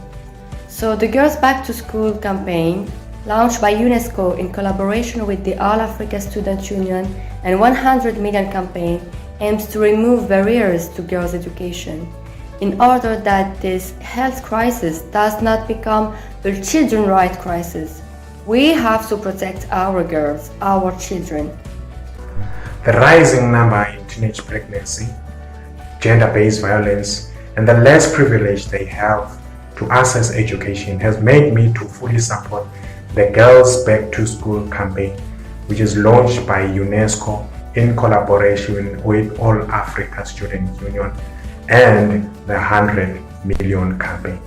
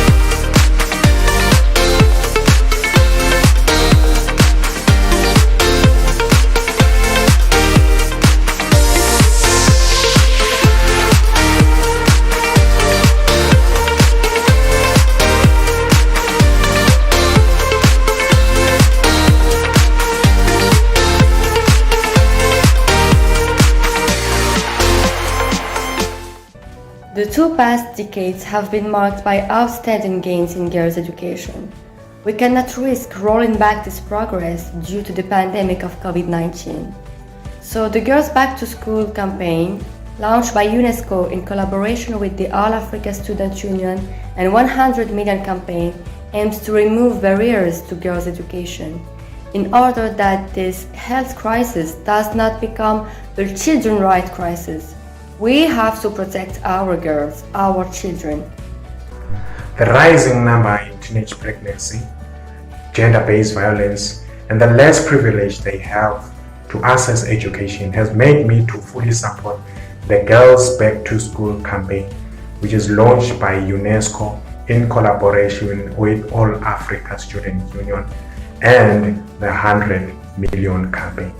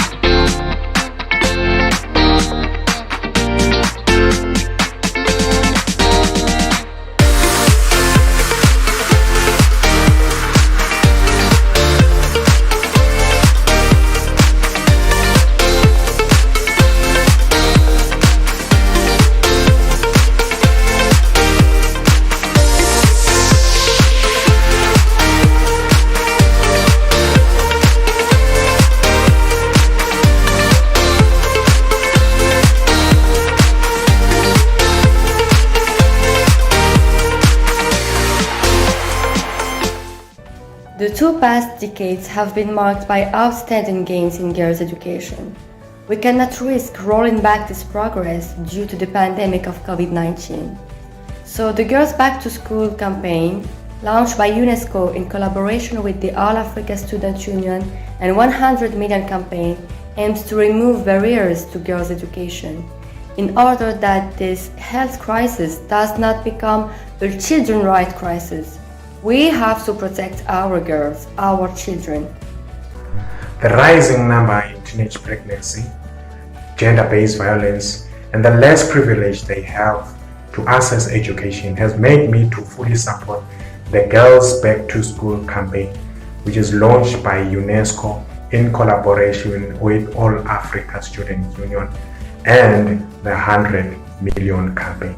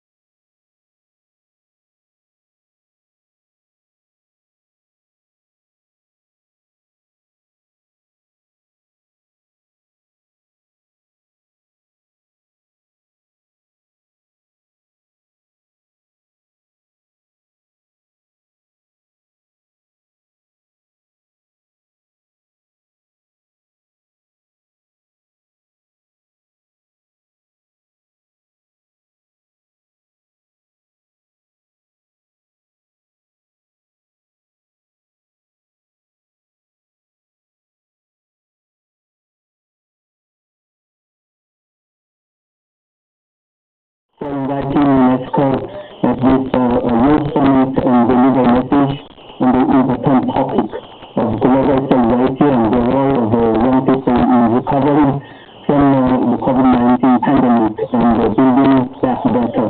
So as we all know that the current health crisis has led to a temporary yet massive closure of education institutions. So the impact of the crisis on education will affect the world for decades to come. The pandemic has exacerbated the existing disparities and inequalities across countries and within countries, slowing down to the progress towards the sustainable development goal of education, SDG4. According to our estimate, some 24 million learners may not return to their educational institutions when they reopen, and this number is in addition to so many millions children and youth already out of school before the crisis.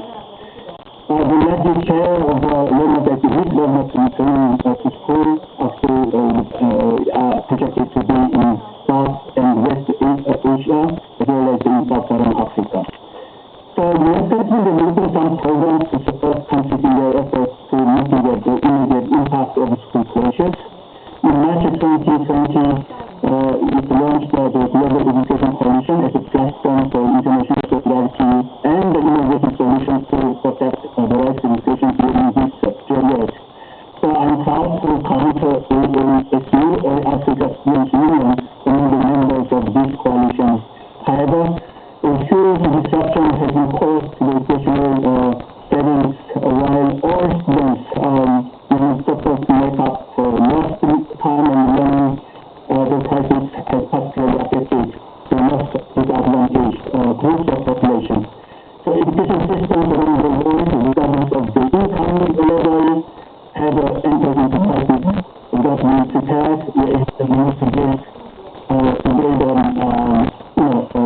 back better and strengthen the resilience of education systems. But this is outstanding.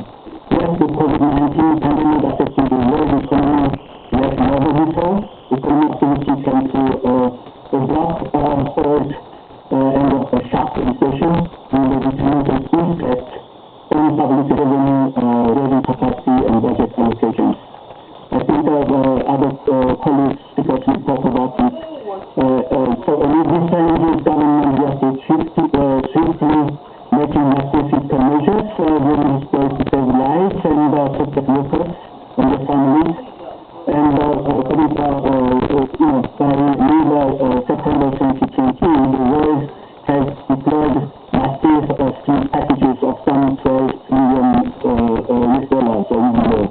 Despite this disruption caused to the education system by the crisis, the education sector has been largely invisible in the fiscal responses, with less than 1% globally allocated to education. So may I remind that the financing gap for education reform in the world for these countries has been already high before the crisis, and COVID-19 is piling up additional costs on education, already facing a huge challenge in the efforts to achieve SDG4. Developing countries now have to contend with additional challenges, just like the richest countries. At the same time, we have seen countries, some promising examples where governments have committed to leverage the power of education economy to investment, not only for ensuring a robust economy, but also for sustainable, inclusive green transformation of the economy. So we have started to debate as UNESCO advocates for protecting education investment during this period and beyond. Also strategy to fulfill the rights to education for all, especially for the most vulnerable populations, as well as for an efficient, effective, and sustainable economic recovery strategy. This year, 2020, and this month, particularly December, marks the 60th anniversary of the Convention Against Discrimination in Education, and we unfortunately witness that COVID-19 has widened the crisis, despite the inequalities in education. So what we will suggest invite governments and their partners to protect education in their financing and prioritize some enabling areas for SDG4 and the other SDG SDGs, such as providing direct and targeted support to the most vulnerable populations in order to mitigate massive numbers of children and youth at risk of not returning to school. And the international aid must also prioritize countries most in need of support.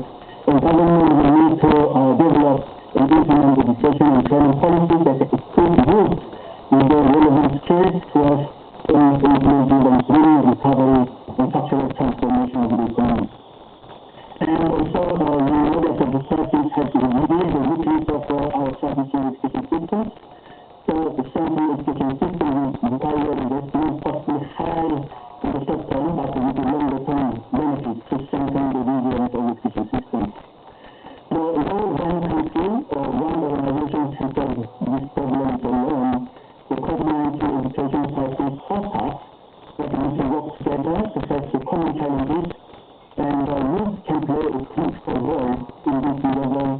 Youth is not the future only, nor the present. We can make the difference and mobilizing international solidarity, working out innovative solutions and acting to deliver results. So I believe that this platform of dialogue provides a great avenue for discussing ideas and exploring actions that are needed to secure sustainable funding for education and to build that better. And thank you very much. Thank you very much, Mr. Guangzhou-Chan. There are three things that I took from your speech, and that is the effort that UNESCO is making to partner to mitigate the impact of school closures, that the financing gap for SDG4 has still not been met, and also there are massive numbers of children and youth who are at risk of not returning to school. From the rest of the panelists, we hear different perspectives. And the next speaker, Ms. Erica Miranda Gomez, is an expert and is the president of the College Sports Association in Cape Verde, and she will introduce herself and give her presentation now. Thank you. Obrigada. Meu nome é Erica Miranda, sou presidente da Federação Estivemos aqui em Cabo Verde. Agradeço a sua pela oportunidade de estar aqui presente para partilhar convosco um bocado daquilo que foi a experiência de Cabo Verde nessa pandemia de Covid-19. Ouvi dizer que em África do Sul, uma universidade tem uma placa que dizia que para destruir uma nação não era necessário ter bombas a longas distâncias ou iniciar uma guerra. Que era basta fazer com que a educação permitisse aos estudantes copiassem e diminuíssem a qualidade de educação. Caso isso acontecesse, os formados não seriam pessoas com qualidade. Os médicos iriam perder vidas nesses médicos. Edifícios iriam se arrumar todos por causa desses engenheiros. Isso para dizer que o colapso da educação é o colapso de todo um sistema, de uma nação. O que é que se viu durante essa pandemia? Durante essa pandemia, vimos o sistema educacional a entrar em colapso. O que ainda não tínhamos assistido. Pelo menos não assistimos tão rápido, um espaço tão curto de tempo. Assistimos em março as universidades a fecharem as portas. E mesmo que as universidades fechem as portas, nós sabemos que o processo de ensino e aprendizagem ele não pode parar, tem que ser algo contínuo. E o que aconteceu em Cabo Verde foi o seguinte: o governo implementou um conjunto de medidas para minimizar os efeitos da pandemia. Arranjou a condição da internet, arranjou supervisores para o sistema de ensino à distância, operações de computadores. Mas o que foi uma grande valia e eu queria partilhar aqui convosco é que durante os 3 meses da pandemia, em que os estudantes não tivemos aula, o governo reduziu a piscina por 50%. Nós aqui só pagamos metade daquilo que era suposto pagar durante os 3 meses. Isso fez com que milhares de estudantes não abandonassem o ensino. E pensar de uma forma sustentável de fazer com que a educação não entra em colapso, tem que ser um processo tripartite. O governo e toda a sociedade civil. Existe uma necessidade de pensarmos, de agirmos de forma concreta para que o sistema não entre em colapso. É claro que nós não temos todas as condições necessárias, mas eu acredito que se congregarmos, se unirmos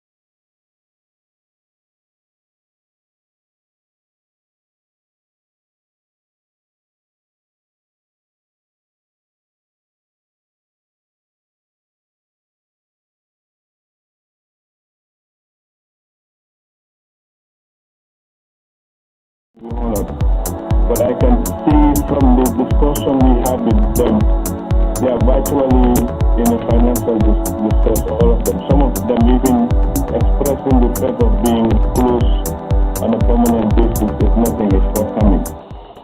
Now, then we also have a peculiar case in the Gambia where you have a large number of students outside the country being either sponsored by government or by parents.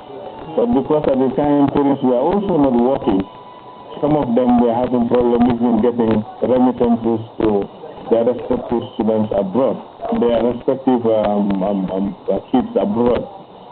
So the government came up with a relief package of a flat $300 per student who are not sponsored by the government, residing anywhere in the world and doing their studies. In addition to that also, because we also received complaints during the lockdown that because the students were unable to go out and do anything, they cannot get money to even sustain themselves. So we also initiated sending those who were sponsored by the government their stipends at an early stage so that they can also get liquidity to manage their way through this pandemic. Now, after all these things, one of the key lessons we have learned is that, like I said earlier on, the pandemic caught us unawares, all of us. And if you look at the relative investments in higher education sector relating to IT, to deliver online lectures and the like, in the case of the Gambia, we had different stories. While the University of the Gambia was relatively ready to,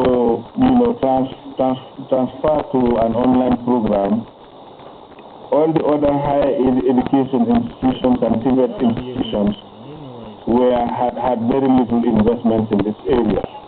So it took longer time for them to adopt and deliver their lectures respectively. And then this brings me to a very important point, which I think is very necessary. I think COVID or no COVID, we should also prepare a business continuity plan for the education sector. Because if you don't have a business continuity plan, what it means is if you have a similar incident like COVID, it means you are going back to lockdown again. So if you have a business continuity plan, you would have assessed the relative strengths and weaknesses of IT systems when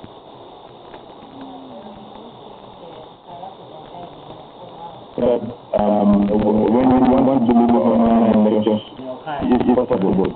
The other thing that we have learned is that it looks like blended learning theater space. I mean, the experience we have is that you might not want to be taught on awareness, and I think some of these lectures can also be posted online so that the students can also benefit from that. As a result of all this, the ministry is also working on a transformative strategic plan where some of the key institutions will be transformed. For instance, a case in point is the Gambia Technical Training Institute, which we are trying to transform into University of Science, Engineering and Technology. The essence of this transformation is to focus on entrepreneurship at the end of the day. As you know, probably for those of you who are not familiar with Gambia, bulk of our skills are from other countries, which means there is a big gap. So we are trying to address that gap in this process. So in conclusion, I would just say that thank the students for this kind of initiative, and also to urge them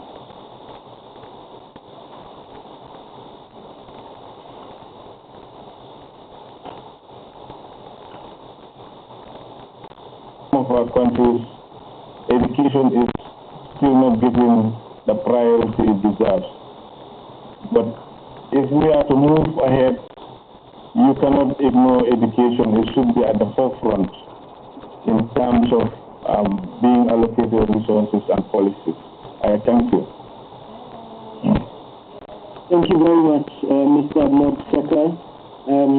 From your speech, you mentioned that blended learning is here to stay, and it looks like that indeed is the case. And your point about partnerships with the telcos to mitigate some of those costs is very important. It looks like a number of governments in Africa had to, fall back on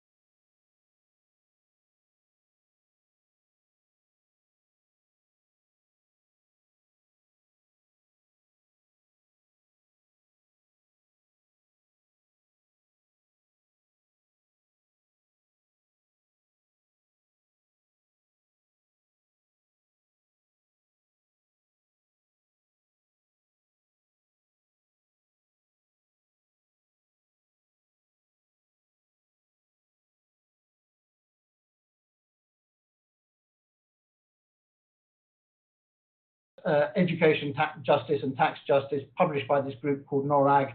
This is a connection that needs to be made. Most countries can expand their tax to GDP ratio by at least 5% within a 5-year period, according to the IMF, and we have shown in Action Aid that can be done through progressive taxes on wealth, on property, and particularly on big corporate incomes. Recent research showed that just 3 companies, Google, Facebook, and Microsoft, if they were made to pay fair tax in the countries where they make a profit, 850,000 more teachers could be employed across 20 countries. That is where the big revenue lies. Expand tax bases and tax revenues in a progressive way, and you will see a transformation, not just in financing for education, but in health, in water, and in other essential public services. This is a win-win situation where everyone can rise with the tide. But none of that will make a difference unless countries detach themselves from their dependency on the International Monetary Fund that is still absolutely attached to a market fundamentalism and a belief in austerity. In exchange for the apparently very generous loans the IMF has given out in the COVID emergency loans, countries have had to commit to reducing or returning to fiscal consolidation within the next year. Fiscal consolidation is the IMF term for austerity. Every country that has taken an IMF loan will be under massive pressure to reimpose austerity next year unless there's a collective resistance. And there will be particularly constraints on public sector wages, as we have already seen in many countries. This is significant for young people because a lot of young people are frontline workers in health, in education, in other public services. And if we don't actually, if there's a squeeze in the financing for public services, that will be an end to so many economic opportunities and decent work for young people. There's a lot more in that call to action. We certainly need to still fight for more aid, more harmonized aid, and aid that comes without ideologically driven conditions. But there is a clear agenda for transforming financing of public services. Most countries across Africa should be doubling their spending on education and on health and on other public services. It can be done. It's about political choices. It's about economic choices. It's about ending this 40 years of chronic underfunding under neoliberalism. And I think that everyone needs to be part of that struggle right now. Thanks very much. Thank you very much, Mr. David Archer. And just going off your last point, you know, I have just read in a May 2020 World Bank paper that public spending on education is actually going down during this pandemic. And the projections are also lower because they are based on GDP output per country. So what you're saying about expanding tax bases and also massive debt forgiveness is really important. Otherwise, countries will not be able to bridge that gap to actually double spending on education. So we hope to see how you know, these loan forgiveness programs and other, you know, versatile ways of increasing these tax bases and GDP outputs will be channeled towards education, especially as this conversation is you know, trying to center. So next we have Dr. Graham Atherton. Dr. Graham Atherton is the director of the National Education Opportunities Network in the UK, and he will be giving his presentation now. You're welcome, Dr. Graham Atherton.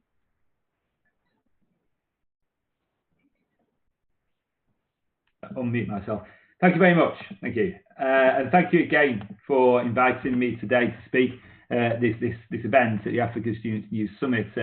As we said there, my role is in the UK predominantly, but I also convene an initiative called World Access to Higher Education Day, and the All Africa Students Union were kind enough to be engaged in the third World Access to Higher Education Day, or WAHED, which only occurred 2 weeks ago.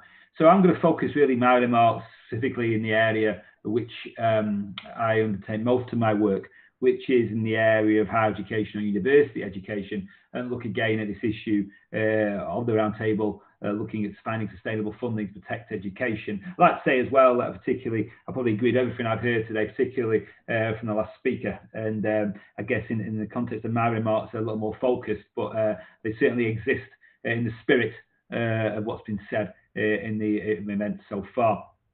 So anyway, the extent of disruption caused to global education and higher education systems by the pandemic can hardly be underestimated. Research by the World Bank suggests that in April this year, universities and tertiary education institutions were closed in 175 countries. Over 220 million post-secondary students had their studies significantly disrupted due to COVID-19. In economic terms, the impact of the pandemic on higher education is huge, and has pushed some institutions into insolvency. The impact on those wishing to enter learning from low-income and other marginalised backgrounds will be the greatest, more than likely widening the gaps that already exist between these groups and their wealthier counterparts.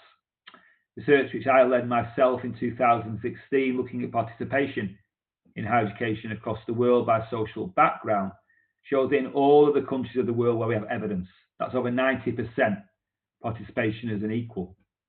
Inequities in university systems is a challenge that transcends both rich and poor countries. It's not the case that, okay, it may be different in scope and scale, and it's more pronounced in poorer countries. Overall enrolment is far lower. In sub-Saharan Africa, enrolment in tertiary education at 9% as opposed to nearly 70% in Europe. The economic impact of the pandemic, coupled with a shift to online learning in a context where digital access amongst low-income communities is extremely limited, implies that these inequalities are likely to be exacerbated by the pandemic. Addressing these inequalities, protecting the funding required to stop rising inequality and might improve the pre-pandemic situation will be a huge challenge.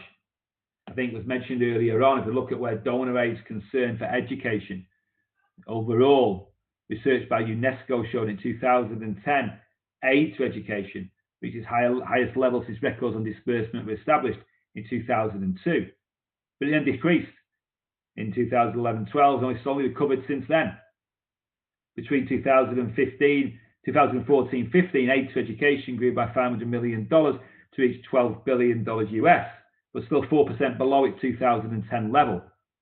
So the point is, it's hardly the case that was made by the last speaker that we were addressing these inequalities significantly before the pandemic. Thus, the situation was even more striking and urgent now.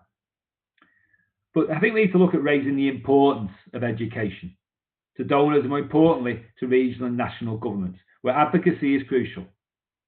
Advocacy, though, requires evidence. This is where big gaps exist. We look at a situation where higher education is concerned.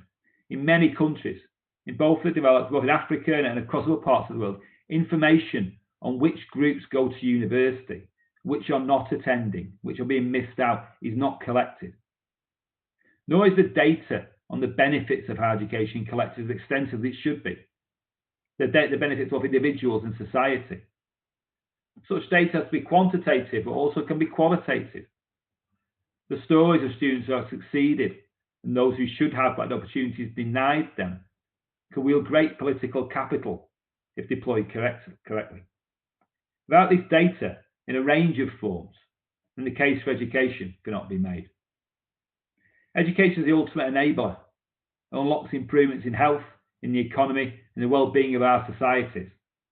But I'm not convinced this story is still being told properly, particularly in higher education.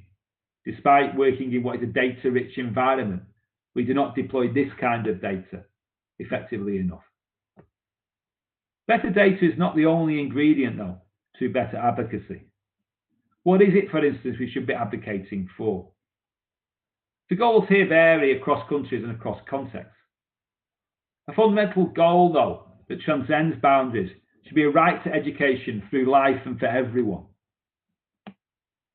Where higher education is concerned, it is noticeable when rights to higher education for certain minority groups were extended in particular countries, such as Brazil, for instance, participation levels increased. A rights-based approach has the potential to significantly shift the debate regarding education funding at a post-secondary level. The pandemic has created the need and opportunity of reflection on what is and should be prioritised. In this reflection, the case for lifelong rights to education must be articulated. The question of how this will be paid for will inevitably come next. However, as the previous speaker emphasised, these are political choices. Resources will always exist to some degree. whether in or outside countries. The deployment of these resources be towards education, and arguments must coalesce around a straightforward and bold proposition. Gradualism in a crisis context, allowing the appeal of pragmatism and hence being some seen as lower risk, may indeed also have a present greater risk. Partial arguments for education not sufficient when other voices, talking about limited resources, calls on government, other needs to fund other activities will be loud and vociferous. Being heard is essential. The final area which attention must focus if funding is to be secured in any way is collaboration and alliance building within and across sectors and countries. In higher education, the extent of political collaboration is far too low, and consequently, in the competition for resources it suffers.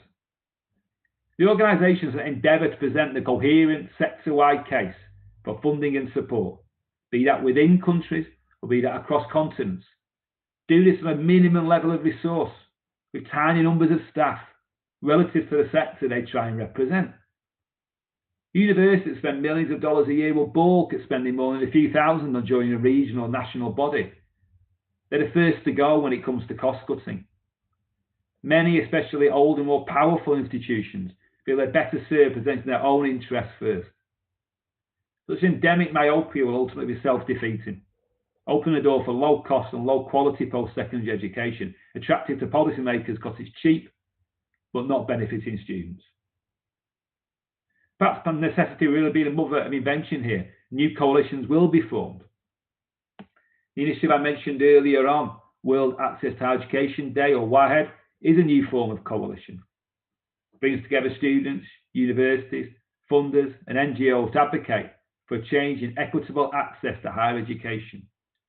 Yet it's being delivered with virtually no resources, with 2 or 3 staff started here in London. Why is that the case? Why has nobody else done World Access to Higher Education Day before? Why does nobody else set up and put a little bit of resource, relative resource, into something to focus on the thing that brings universities together across the world? It's not knowledge and learning, it's inequality. But its limited impact does at least show to leave more resource into higher and tertiary education, the international collaboration is essential. Students have a critical role to play in taking forward the 3 actions above. They can drive data collection themselves with collective action, and the best place to call for a right to learn, as they have the boldness of thought that those worn down by years in the system find it harder to utilise.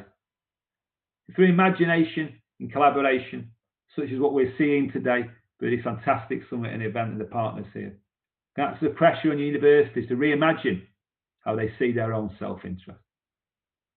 It's hard to downplay the scale of the task we face, reversing education inequality, especially in higher education, securing the funding to do this.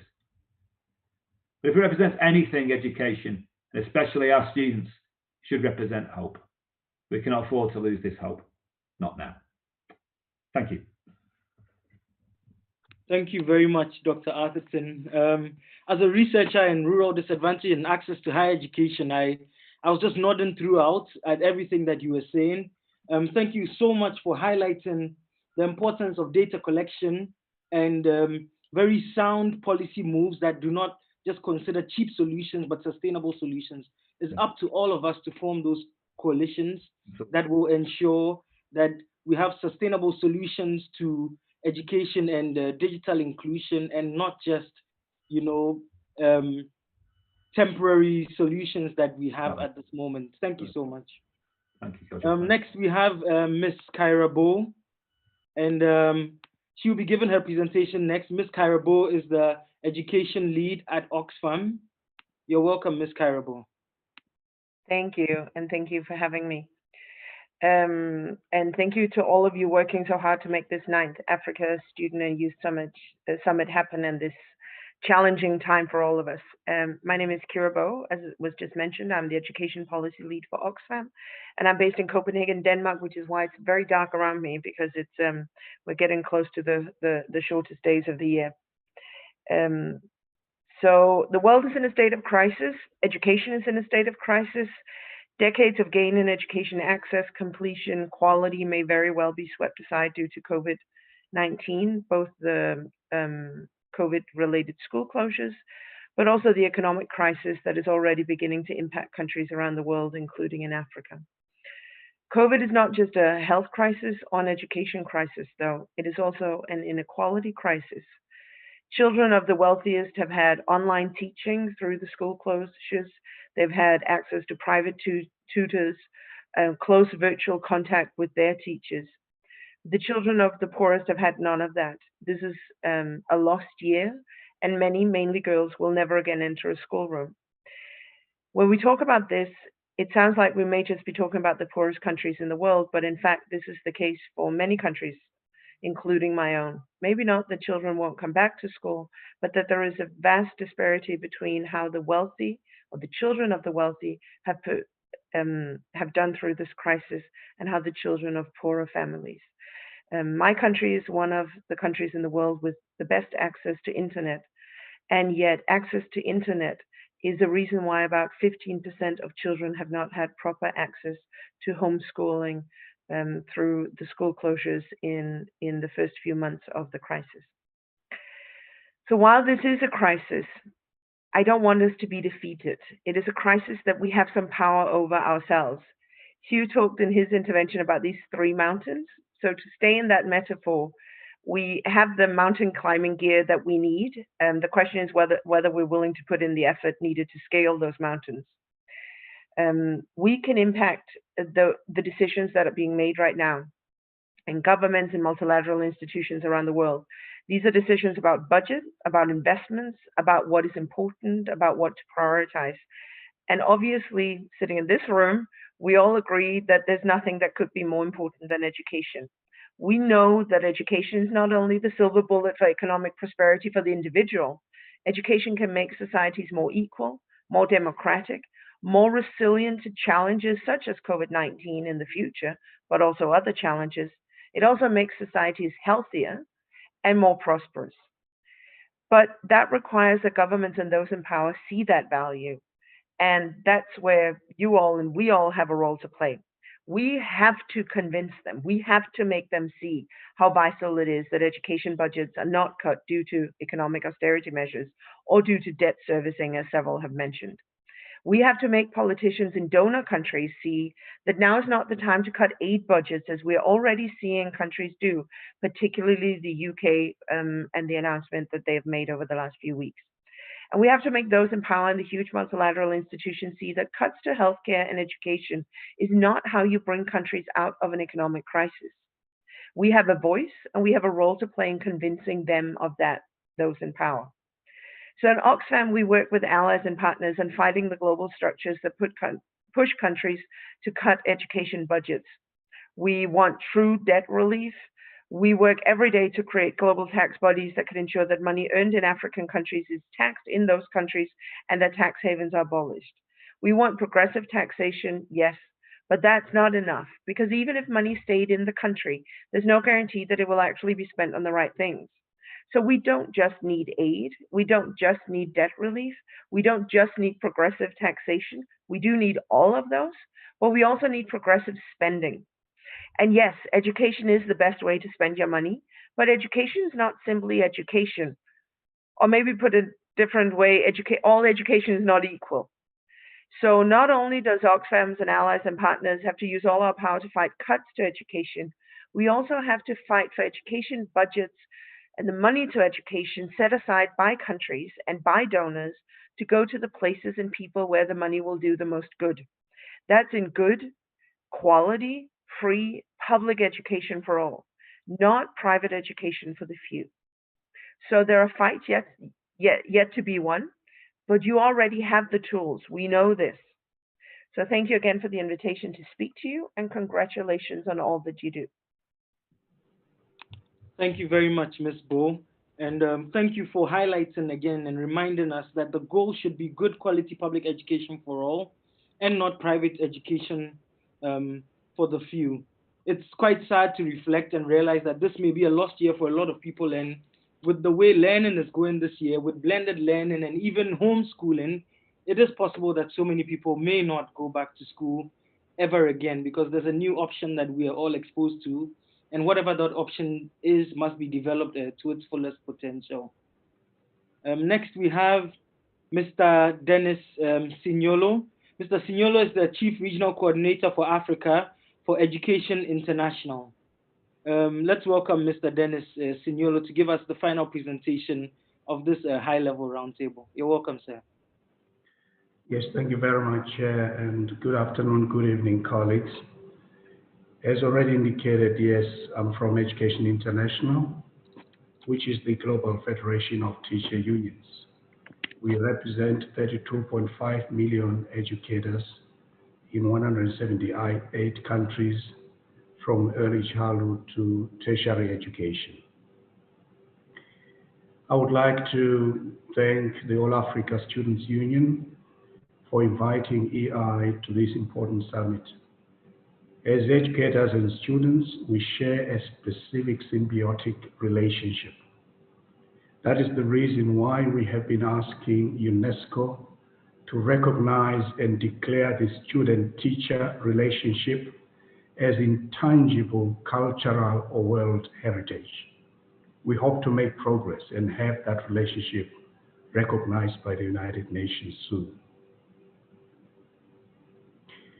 Colleagues, as already pointed out by the other speakers, education is at the crossroads, mainly because of long-standing challenges which have been laid bare by the current COVID-19 crisis. Just to recall that even before the current crisis, Sustainable Development Goal for Quality Education and the objectives of the Continental Education Strategy for Africa were already off track. We launched a report at the United Nations High-Level Political Forum in July 2019, and in that report, the biggest bottleneck to achieving SDG goals by 2030 is lack of education financing and inadequate investment in teachers at all levels of education. The COVID-19 pandemic has had a serious impact on students, teachers, and education systems. EI Africa's most recent study on the impact of COVID-19 on education shows that distance education programs provided during COVID-19 have not been effective. Over 80% of the teacher union respondents from 34 African countries consider the e-learning measures taken by governments to be ineffective, mainly because of challenges related to digital infrastructure and connectivity. Teachers lack the necessary training and support for them to be able to deliver effective online teaching and learning. Furthermore, data costs are very high and unaffordable to many educators, students, and families. That is why Education International is calling on the African Union and African governments to regulate data costs. Unless data costs are regulated and digital infrastructure is made universal and accessible to all, distance education and e-learning will remain a pipe dream for the vast majority of our children and youth. COVID-19 has given rise to widening inequalities and exclusion. Rural children, girls, children with disabilities, refugees, and migrants are being left behind. Overall, children in developing countries and in Africa in particular are being left far behind because of the digital divide and long-standing problems bedeviling our country's education systems. EI is calling on governments to carry out equity audits. We need to know who is being left behind, and we should target those groups of children and youth and get them to school and to remain there. Colleagues, the right to equitable, inclusive, quality education for all can only be achieved through strong public education systems. Relying on private actors to deliver education is not a sustainable solution. For example, results from the EI Africa study I cited earlier on show that teachers in private schools have either gone for months without pay or have been laid off. Some education institutions have been forced to close, and governments have had to take on those students at all levels of education. Education, as we know, is a fundamental human right and a public good, Governments have an obligation to ensure that this right is enjoyed by all children, youth, and adults. That is why we need strong public education systems and well-funded public schools, colleges, and universities. African governments need to adhere to agreed international benchmarks for financing education by allocating at least 20% of their national budget or at least 6% of their country's GDP to education. This is a commitment they have already made. But the problem is, according to UNESCO's Global Education Monitoring Report, African governments are currently investing 16.8% of total public spending, not 20, and 4.4% of GDP, not 6. So we need to push through advocacy, mobilization, and action so that they invest more in education and allocate it equitably across the different levels. Increasing the overall size of the budget, as David Archer pointed out, is also fundamental. So we need to increase the tax to GDP ratio through progressive tax policies. We need to challenge tax avoidance, tax evasion, tax holidays, and corruption in our countries. In short, I would put it this way: the education cake is just too small. We need to grow the size of the cake so that the piece that we get as education is bigger and reasonable. Unfortunately, education budgets are under threat. We've just heard previously about the impact of international financial institutions, which continue to put caps on public spending. So we will continue to challenge that. Now, as teachers and as students, as teacher organizations and as student organizations, we need to join hands in defending and promoting quality public education for all. Protecting education budgets from cuts and calling for more investment in education should be our rallying cry moving forward.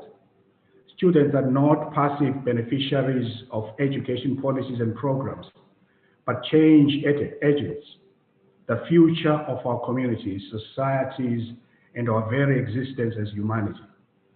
As a key stakeholder, you should be consulted and be at the table when education policy decisions are made.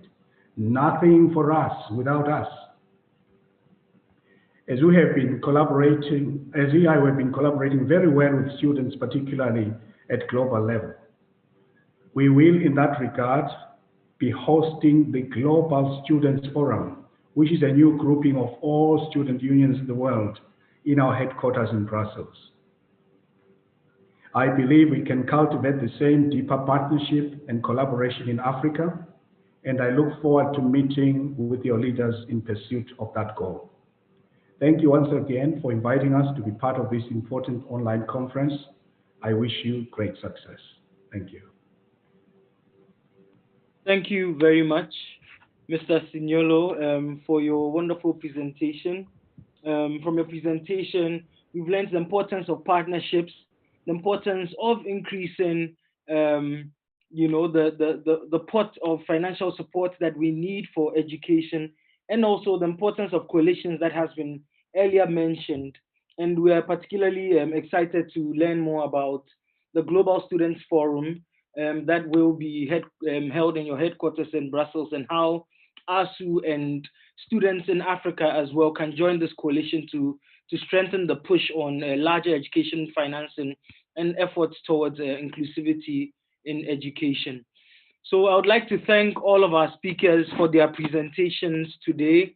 I think I would allow maybe just a minute or 2 minutes for any of our speakers to give us, a summary or a reaction to some of the perspectives that we've heard here today. I feel like offering that to Mr. Hugh McLean, because he brought that first metaphor of the 3 summits to surmount, and we've all run with it and really been able to paint the picture of what to really solve within this arena through the metaphor that he has shared. So, Mr. McLean, just to conclude. Sure, I think I'm probably just as worried about the deep river valleys at the moment and the deep gorges. They're going to be perilous, these mountains.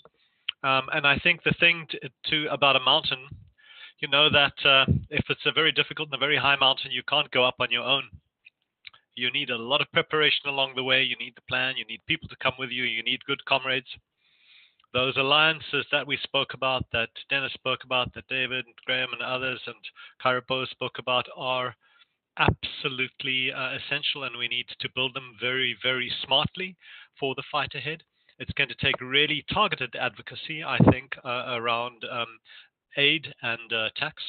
And it's going to take a lot of pressure from the ground. I don't think there's an option to be doing one or the other. It's going to take a combined strategy with very smart and targeted advocacy and real power on the ground. And for that, we're going to need to rely on the strength of our membership-based organizations in the teachers' unions and in the student unions and civil society. All right, thank you very much for those summative words. So we're already a good number of minutes behind time, and would like to go on to our various next sessions. So I'd like to thank you all, our viewers and audience, for joining us on this roundtable. My own perspectives have been deeply enriched by all that I've heard over here. Thank you all for representing government, civil society, or independent organizations, and preferring solutions to all the problems in education and financing that the COVID pandemic has only really highlighted.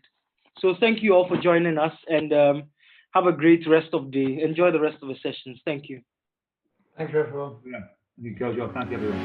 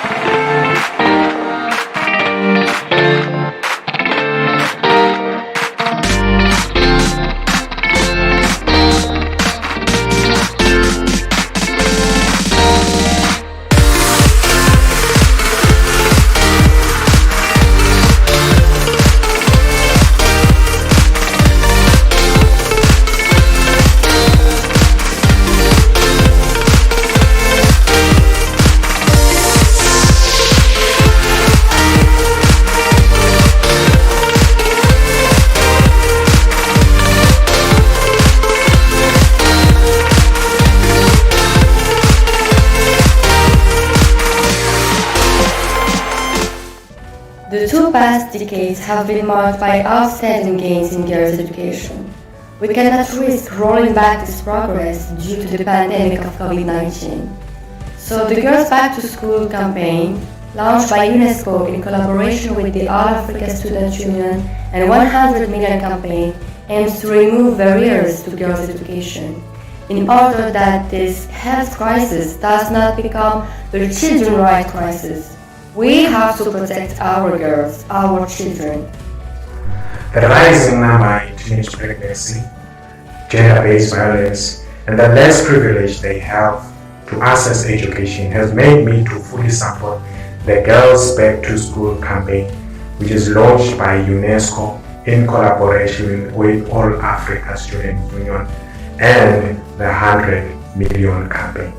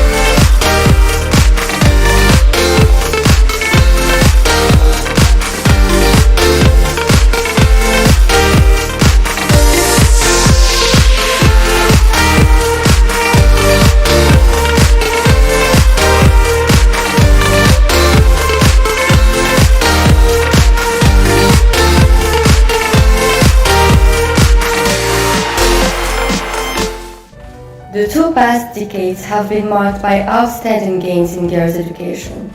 We cannot risk rolling back this progress due to the pandemic of COVID-19. So the Girls Back to School campaign, launched by UNESCO in collaboration with the All Africa Student Union and 100 Million campaign, aims to remove barriers to girls' education in order that this health crisis does not become a children's rights crisis. We have to protect our girls, our children.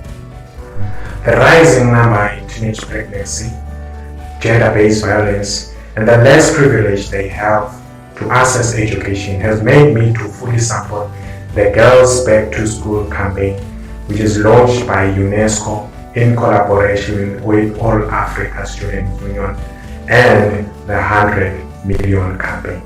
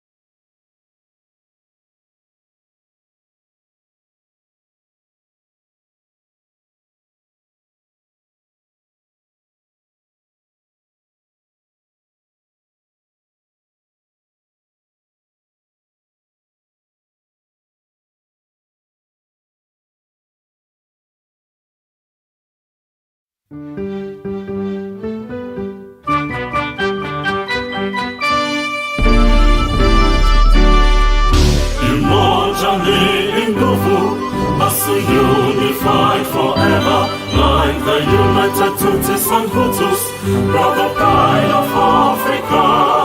As we climb the ladder of learning, to prepare the path for our future, the perpetual flame is burning in the hearts of one and all. As we climb the ladder of learning, to prepare the path for our future, the perpetual flame is burning in the hearts of one and all. From the lonely sacred hill, high and higher we will search, united to lead with a common will, to also remake the soul and flesh. From the lonely sacred hill, high and higher we will search, united to lead with a common will, to also remake the soul and flesh. Now we have put to death an all selfish nation, born with new breath in the hearts of one and all. From the lonely sacred hill, high and higher we will search, united to lead with a common will, to also remake the soul and flesh. From the lonely sacred hill, high and higher we will search, united to live with a common will, to us to remain the soul and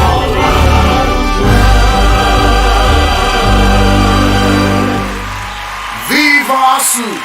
Viva! Viva Africa! Viva! Long live Asys! Long live! Long live Africa! Long live!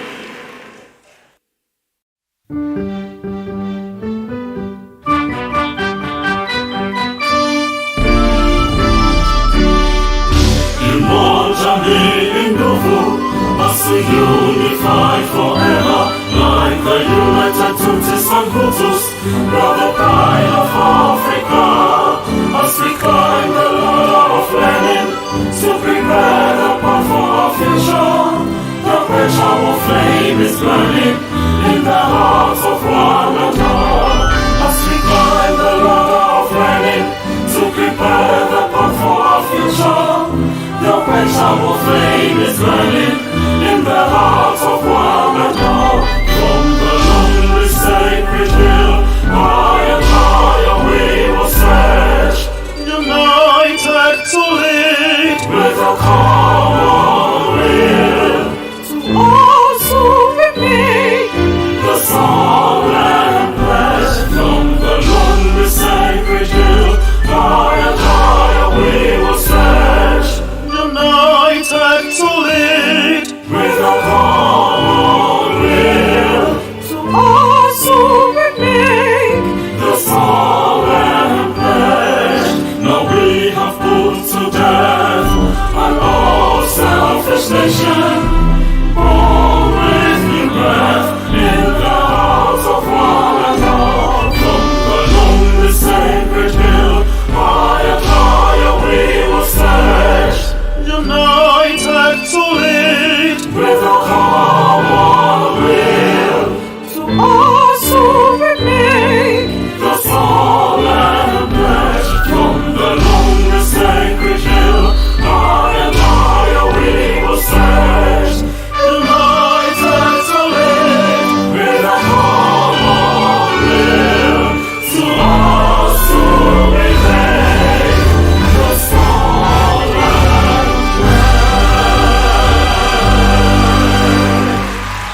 Viva Asys! Viva! Viva Africa! Viva! Long live Asys!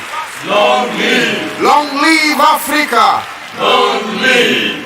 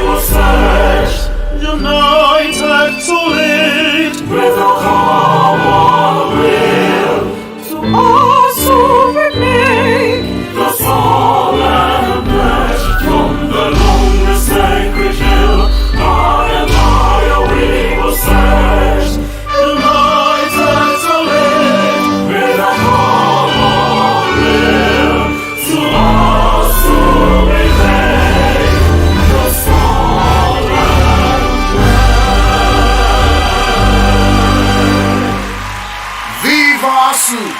Viva! Viva Africa! Viva! Long live Asys! Long live! Long live Africa! Long live!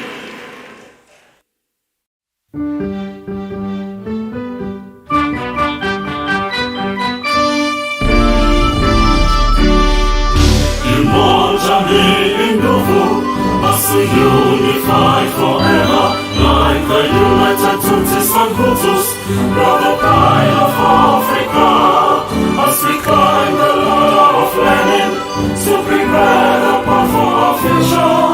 The perishable flame is burning in the hearts of one and all, as we climb the ladder of learning to prepare the path for our future. The perishable flame is burning in the hearts of one and all. From the lonely sacred hill, high and higher we will stretch, united to lead with a common will, to also remain the song and pledge. From the lonely sacred hill, high and higher we will stretch, united to lead with a common will, to also remain the song and pledge. Now we have put to death an all selfish nation, born with new breath in the hearts of one and all. From the lonely sacred hill, high and higher we will stretch, united to lead with a common will, to also remain the song and pledge. From the lonely sacred hill, high and higher we will stretch, united to live with a common will, to also remain the song and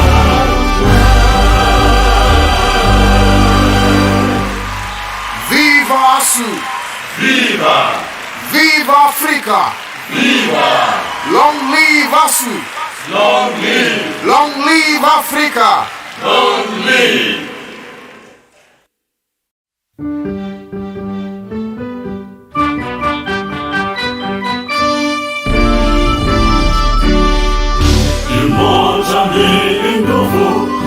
Unified forever, like the united Tutsis and Hutus, brother pride of Africa, as we climb the ladder of learning to prepare the path for our future.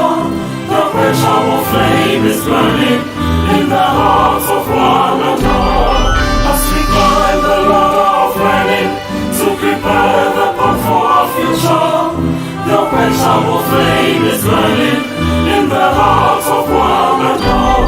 From the lonely sacred hill, high and higher we will stretch, united to lead with a common will, to also remain the song and pledge. From the lonely sacred hill, high and higher we will stretch, united to lead with a common will, to also remain the song and pledge. Now we have put to death an all selfish nation, born with new breath in the hearts of one and all. From the lonely sacred hill, high and higher we will stretch, united to lead with a common will, to also remain the song and pledge. From the lonely sacred hill, high and higher we will stretch, united to live with a common will, to also remain the song and pledge. Viva Asys! Viva! Viva Africa! Viva! Asu! Long live! Long live Africa! Long live!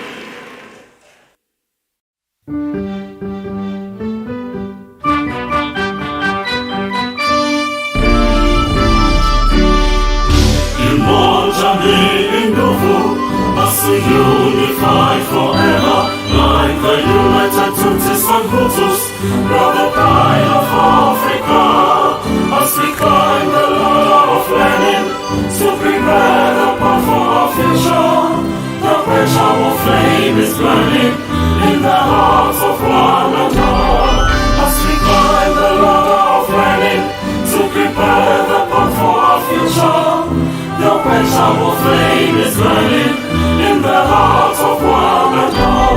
From the lonely sacred hill, high and higher we will stretch, united to lead with a common will, to also remain the song and pledge. From the lonely sacred hill, high and higher we will stretch, united to lead with a common will, to also remain the song and pledge. Now we have put to death an all selfish nation, born with new breath in the hearts of one and all. From the lonely sacred hill, high and higher we will stretch, united to lead with a common will,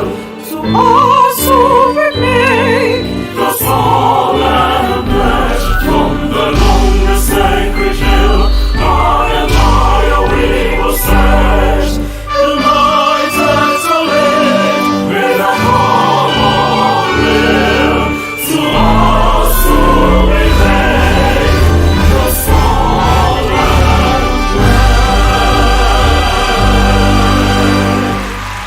Viva Asu!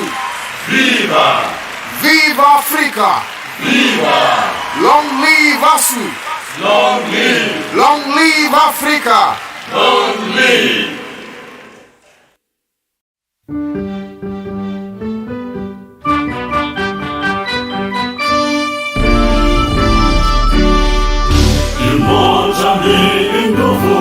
Us unified forever, like the united Tutsis and Hutus, brother pride of Africa. As we climb the ladder of learning to prepare the path for our future, the pressure of flame is burning in the hearts of one and all. As we climb the ladder of learning to prepare the path for our future, the pressure of flame is burning in the hearts of one and all. From the lonely sacred hill, high and higher we will stretch, united to lead with a common will, to also remain the song and pledge. From the lonely sacred hill, high and higher we will stretch, united to lead with a common will, to also remain the song and pledge. Now we have put to death an all selfish nation, born with new breath in the hearts of one and all. From the lonely sacred hill, high and higher we will stretch, united to lead with a common will, to also remain the song and pledge. From the lonely sacred hill, high and higher we will stretch, united to lead, with a common will, to also remain the song and pledge. Viva Asu! Viva! Viva Africa! Viva! Long live Asu! Long live! Long live Africa! Long live!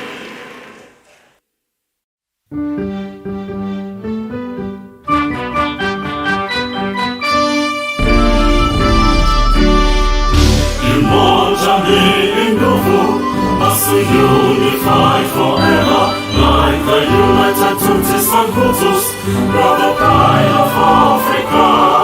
As we climb the ladder of learning to prepare the path for our future, the pressure of flame is burning in the hearts of one and all. As we climb the ladder of learning to prepare the path for our future, the pressure of flame is burning in the hearts of one and all. From the lonely sacred hill, high and higher we will stretch, united to lead with a common will, to also remain the song and pledge. From the lonely sacred hill, high and higher we will stretch, united to lead with a common will, to also remain the song and pledge. Now we have put to death an all selfish nation, born with new breath in the hearts of one and all. From the lonely sacred hill, high and higher we will stretch, united to lead with a common will, to also remain the song and pledge. From the lonely sacred hill, high and higher we will stretch, united to lead, with a common will, to us who remain, the song and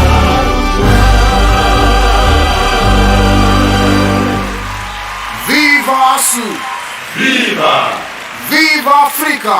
Viva! Long live Asys! Long live! Long live Africa! Long live!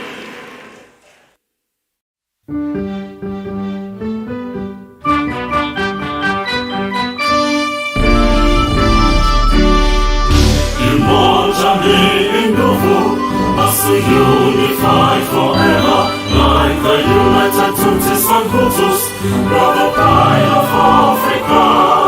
As we climb the ladder of learning to prepare the path for our future, the pressure of flame is burning in the hearts of one and all. As we climb the ladder of learning to prepare the path for our future, the pressure of flame is burning in the hearts of one and all. From the lonely sacred hill, high and higher we will stretch, united to lead with a common will, to also remain the song and pledge. From the lonely sacred hill, high and higher we will stretch, united to lead with a common will, to also remain the song and pledge.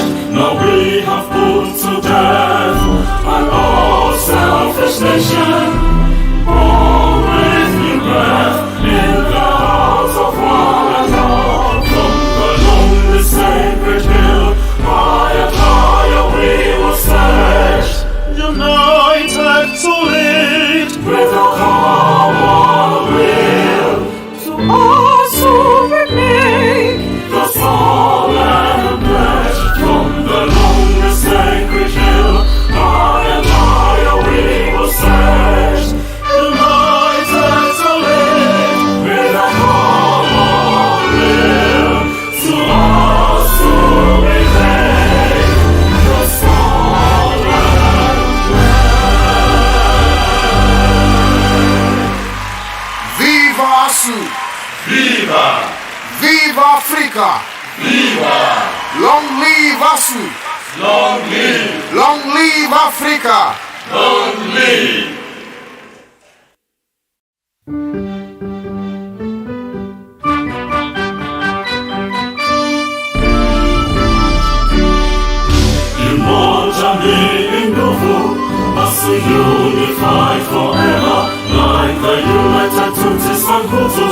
brother pride of Africa, as we climb the ladder of learning to prepare the path for our future. The perishable flame is burning in the hearts of one and all, as we climb the ladder of learning to prepare the path for our future.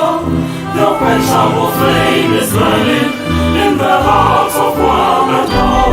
From the lonely sacred hill, high and higher we will stretch, united to lead with a common will, to also remain the song and pledge. From the lonely sacred hill, high and higher we will stretch, united to lead with a common will, to also remain the song and pledge.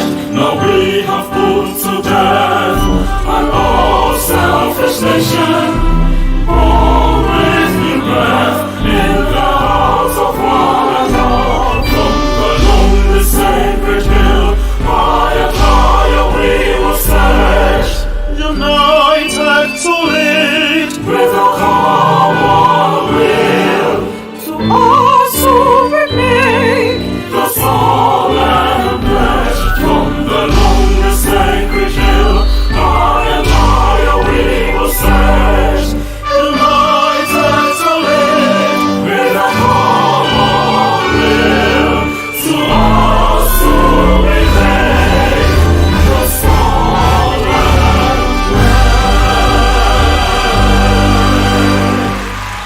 Viva Asu! Viva! Viva Africa! Viva! Long live Asu! Long live! Long live Africa! Long live!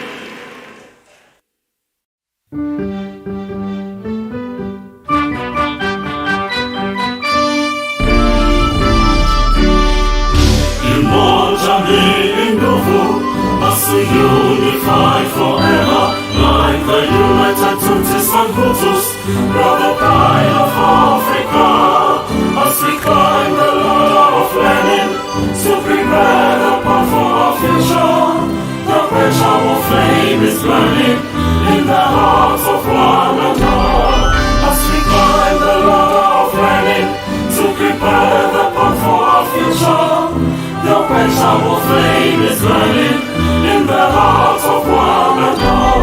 From the lonely sacred hill, high and higher we will stretch, united to lead with a common will, to also remain the song and pledge. From the lonely sacred hill, high and higher we will stretch, united to lead with a common will, to also remain the song and pledge.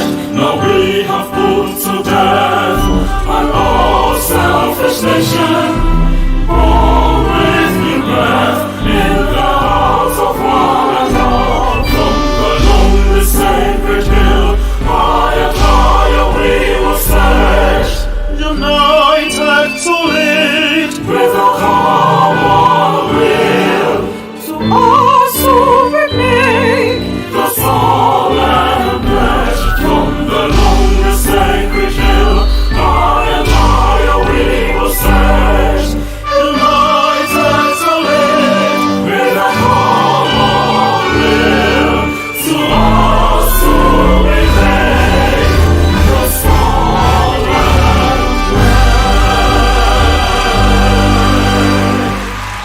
Viva Asu! Viva! Viva Africa! Viva! Long live Asu! Long live! Long live Africa! Long live!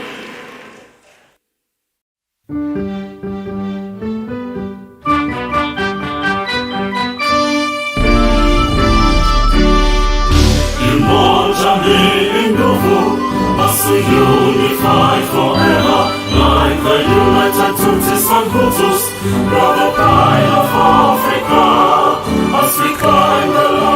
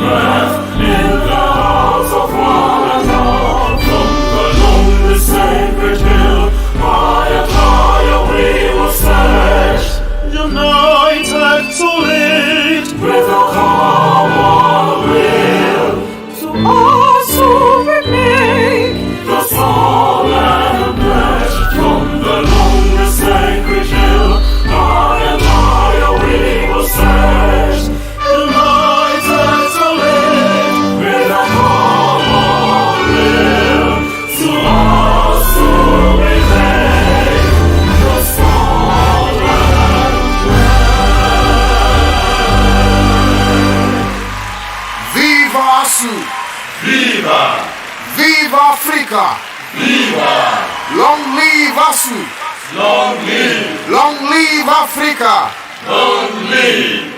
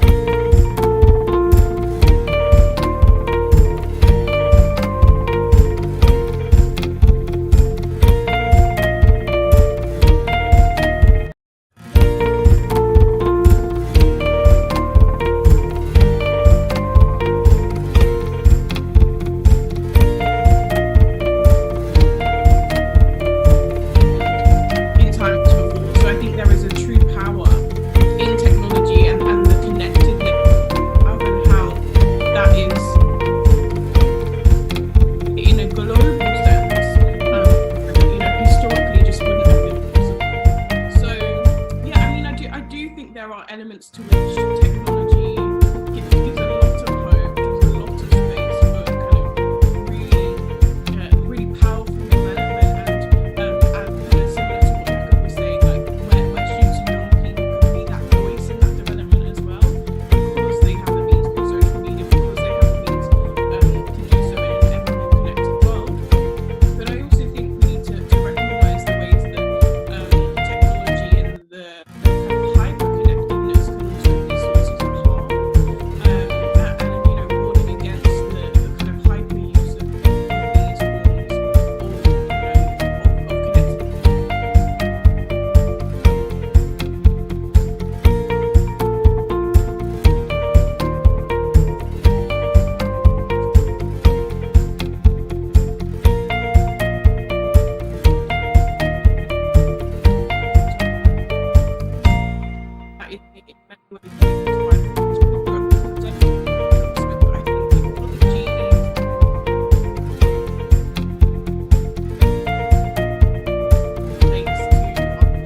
So I think there are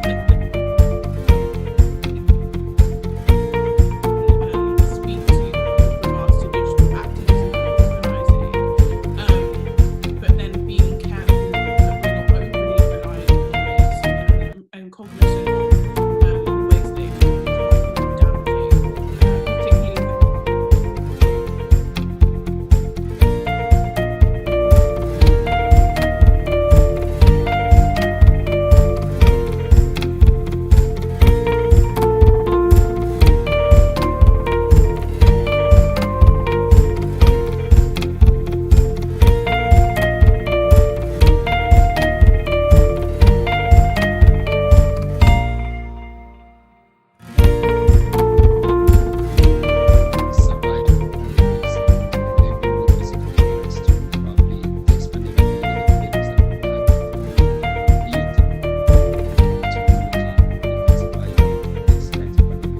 That's a really interesting question.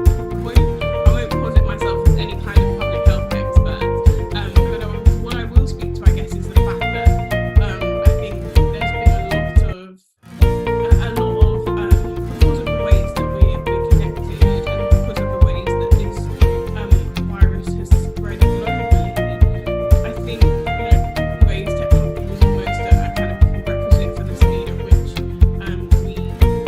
we spread the virus as well. I think the world that we live in, and people constantly moving and that kind of thing, like where historically, I'm not speaking kind of recent history, but historically in the broadest sense of the word, we weren't doing that in the numbers and in the vastness that we were. I think in some ways it's kind of been a catalyst for the virus, so kind of flipping the question on its head. But having said that, I think the human race is very adaptive, is very any kind of crises thrown our way. I think we always find a way to navigate through it, and we always find kind of what's the next thing. So things that seem like, how would we have ever done that without X, Y, Z technological thing available to us? I think if we look back about history, we've seen people do things that we never thought they could, and build things and create things that we never thought they could. So I have a great belief that kind of the visionary and the kind of reliance on radical reimagination and all of that as a kind of inherent creativity to us as people means that we would have survived. But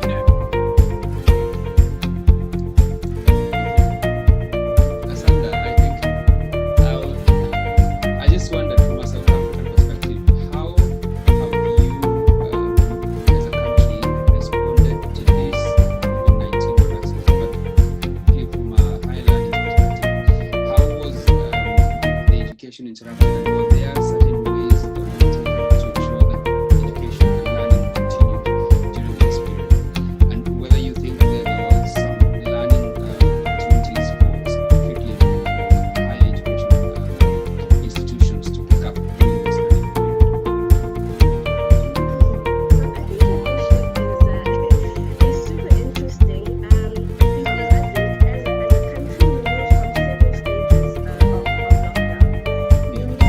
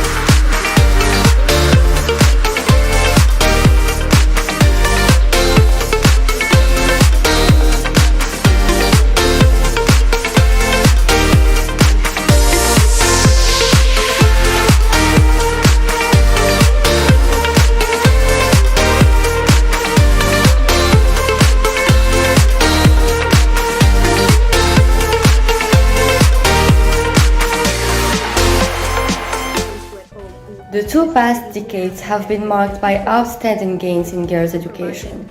We cannot risk rolling back this progress due to the pandemic of COVID-19.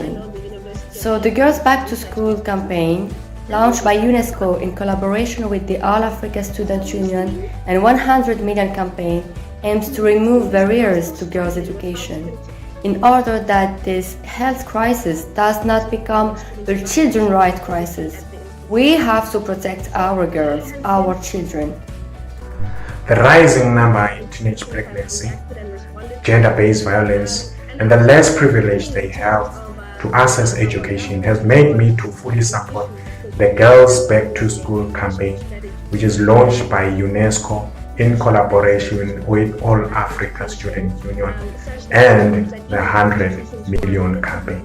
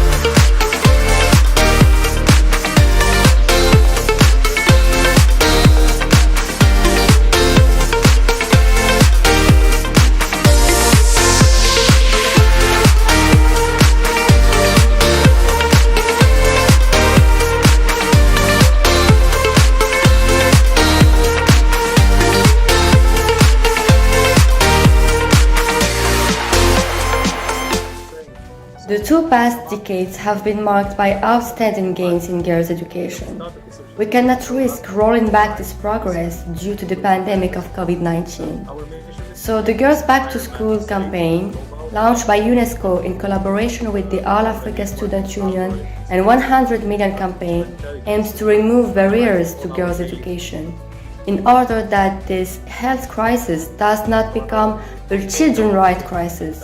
We have to protect our girls, our children. The rising number in teenage pregnancy, gender-based violence, and the less privilege they have to access education has made me to fully support the Girls Back to School campaign, which is launched by UNESCO in collaboration with All Africa Student Union and the 100 Million campaign.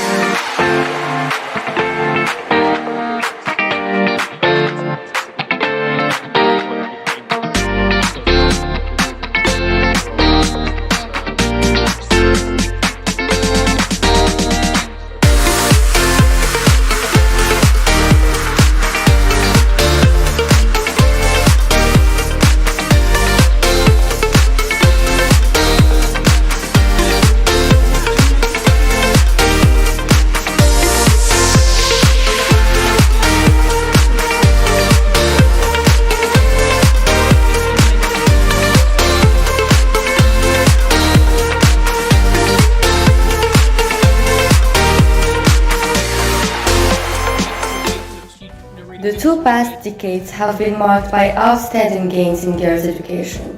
We cannot risk rolling back this progress due to the pandemic of COVID-19.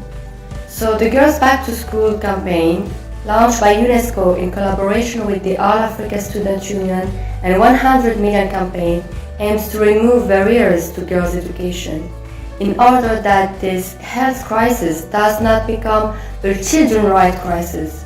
We have to protect our girls, our children. The rising number in teenage pregnancy, gender-based violence, and the less privilege they have to access education has made me to fully support the Girls Back to School campaign, which is launched by UNESCO in collaboration with All Africa Student Union and the 100 Million campaign.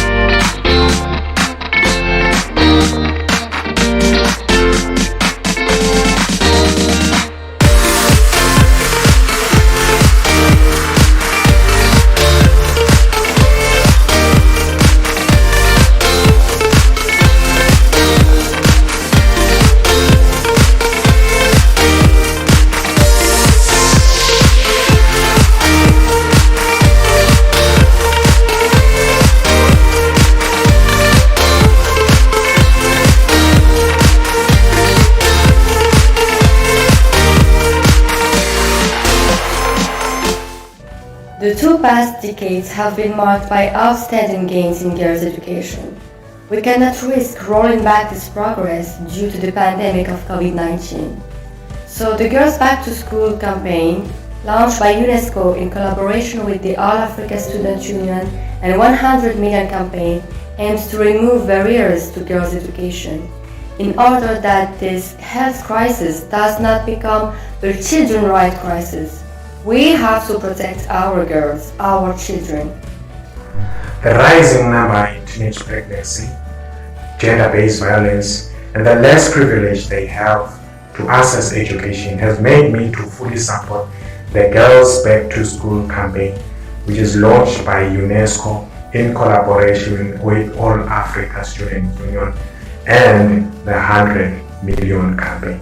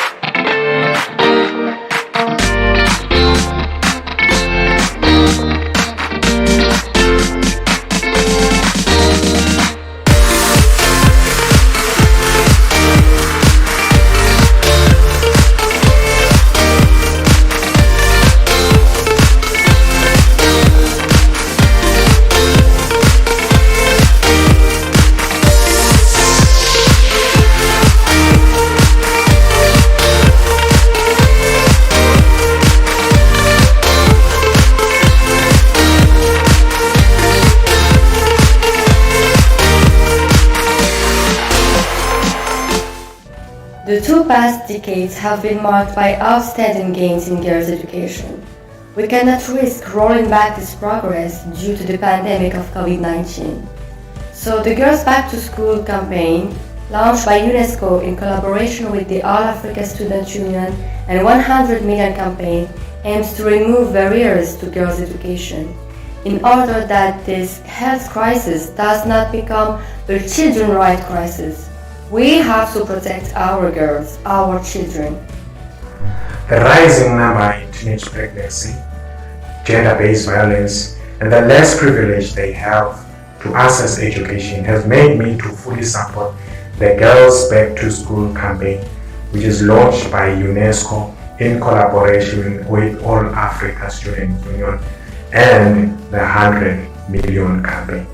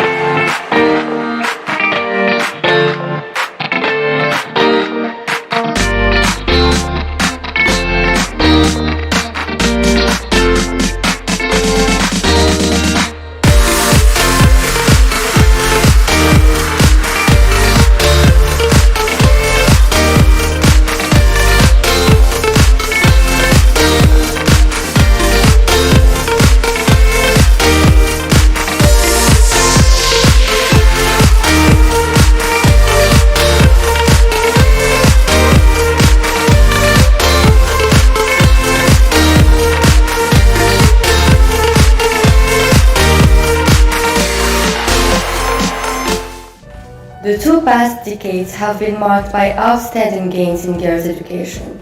We cannot risk rolling back this progress due to the pandemic of COVID-19. So the Girls Back to School campaign, launched by UNESCO in collaboration with the All Africa Student Union and 100 Million campaign, aims to remove barriers to girls' education in order that this health crisis does not become a children's rights crisis. We have to protect our girls, our children. The rising number in teenage pregnancy, gender-based violence, and the less privilege they have to access education has made me to fully support the Girls Back to School campaign, which is launched by UNESCO in collaboration with All Africa Student Union and the 100 Million campaign.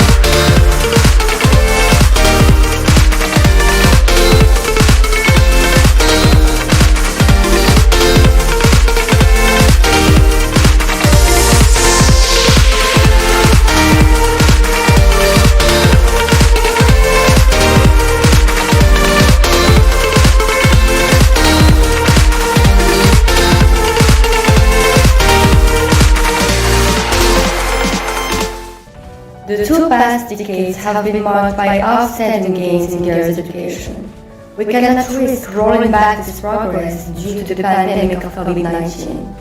So the Girls Back to School campaign, launched by UNESCO in collaboration with the All Africa Student Union and 100 Million campaign, aims to remove barriers to girls' education, in order that this health crisis does not become the children's rights crisis.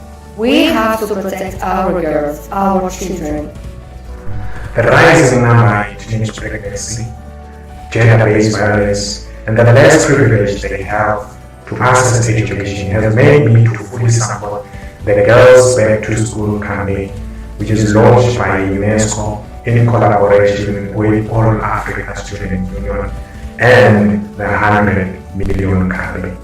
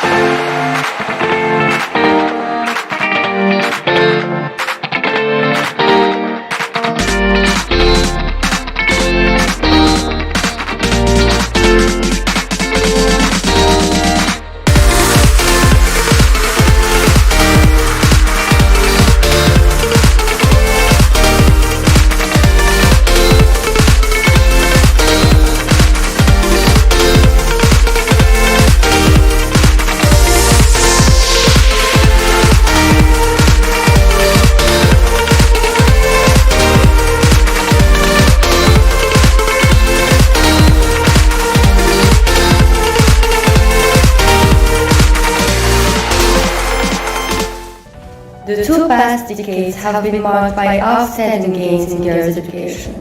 We cannot risk rolling back this progress due to the pandemic of COVID-19. So the Girls Back to School campaign, launched by UNESCO in collaboration with the All Africa Student Union and 100 Million campaign, aims to remove barriers to girls' education, in order that this health crisis does not become the children's rights crisis. We have to protect our girls, our children.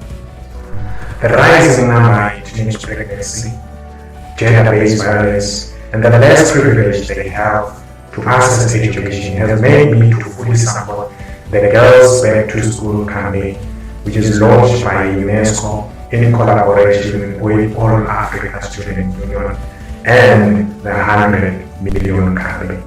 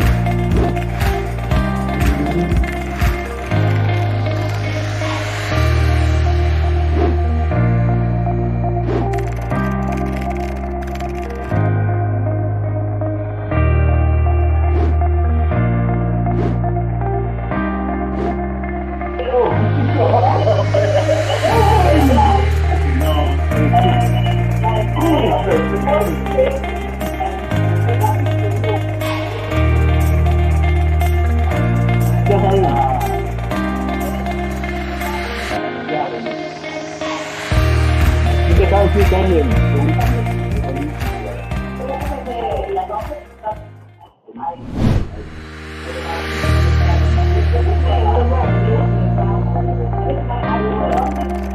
can hear me.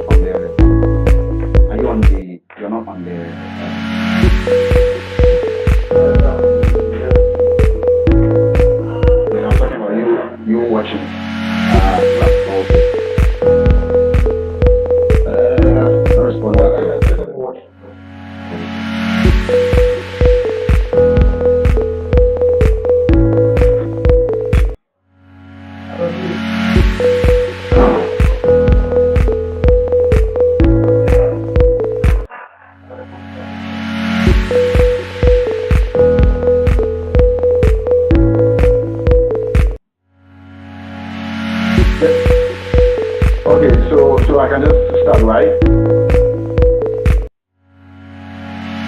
Okay, so I'm on standby.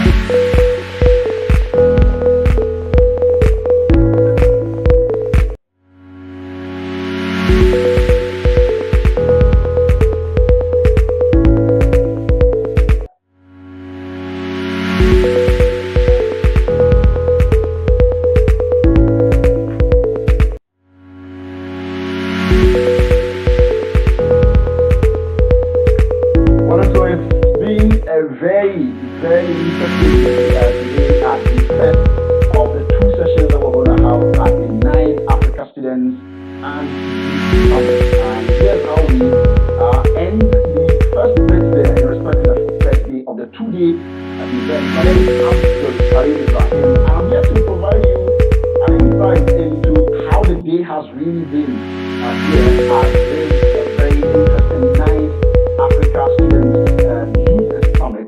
It's been a very interesting one here with quite a lot of distinguished personalities who have shared a moment or two with us right here. And a big appreciation to the likes of Dr. Vasu Gunden, Executive Director, Africa Center for Constructive Resolution of Disputes. Professor Goski Alabi of the Lawe University has also been here to make this a very interesting and insightful conversation as we have engaged a lot of young minds across the continent. Dr. Kailash Satyarthi, Nobel laureate, has also been sharing some very useful insights with us today, and it's been pretty amazing. We're going to continue tomorrow, but before we go, I'll tell you how exactly some of you and our friends on social media have been reacting to the stories that some of these leading education experts, among others, have been telling us today. And so let me take you to Facebook then, and then give you an insight into what exactly a lot of you have been saying in respect to some of the most important matters there as we have been discussing today at the summit. If I take you here, you'll notice that on the back of this particular bit there, as the All Africa Students Union account on Facebook tweeted excerpts of the Secretary General's speech. In the last couple of months, young people from all over the world have stood together in solidarity to demand accountability from our leaders on various issues, as we have come to realize the issues are common to all of us, regardless of our geographical differences. And Abubakar Ilu Abubakar responds to this particular one and says that together we bring back the heritage of African students and youth all over the globe. Our demand must be answered in solidarity. Abubakar Yahuza Abubakar, he's the president of the National Association of Zazao Students, Nazas Nohu Bamali Polytechnic, Zaria, in Nigeria. I believe that is where this is. Others also who have been reacting to some of the comments and the speeches by our distinguished guest today on Facebook still. Nana Kwame Ajim Jabu says that, thank you, Dr. Vasu, for pointing out that that connection between health and other social institutions. If we fail to recognize this ripple effect, we would continue to address social problems in silos and be locked up in this cycle of bubble. I couldn't agree with you more on that particular bit there. That point that Dr. Vasu made was very profound. Rashford Akron is also speaking on the same bit. Rashford says that the ninth Africa Students and Youth Summit presents an opportunity to take actions to insulate African educational sector against shocks such as the COVID-19 pandemic. Thank you very much, Rashford, for connecting with us on your thoughts. Then let's get to Twitter at this moment then. And Accord Online is tweeting. This is an association or a group that is related to Dr. Vasu. And it says that the youth must demand accountability. Beyond this, they must be architects of the future. and create their own narrative. And thanks, Dr. Vasugundan, speaking during the 9th Africa Students and Youth Summit. Hashtag ASYS 2020, hashtag African Youth Lead, hashtag Global Peace HQ. Let's take some more of your comments today. And Rashford Akron on Twitter also says that the platform for key stakeholders in Africa's education sector to enact workable policies regarding SDG number 4 is here. Hashtag ASYS 2020. You can also join us wherever you are today, even as we close very shortly, and tomorrow with your own contributions on the vast majority of the issues as we have been discussing here at the 9th Africa Students and Youth Summit. Let me stay a while longer on Twitter, and Jessica Asa has also come in with a couple of very interesting contributions to this. Jessica says that we are at the brink of a colossal loss of a generation if we do not act now. Young people are asking our leaders crucial questions now more than ever. We are anxious about the future and what it holds for us, given everything we have seen with the COVID-19 pandemic. Jessica continues by saying that our schools shut down earlier this year. We despaired as we saw the cataclysmic consequences on our colleagues who pre-COVID were struggling to get an education, and ends very beautifully by saying that amid the pandemic, it is further distressing to witness huge budget cuts in education in a time when we must increase spending to protect those furthest behind.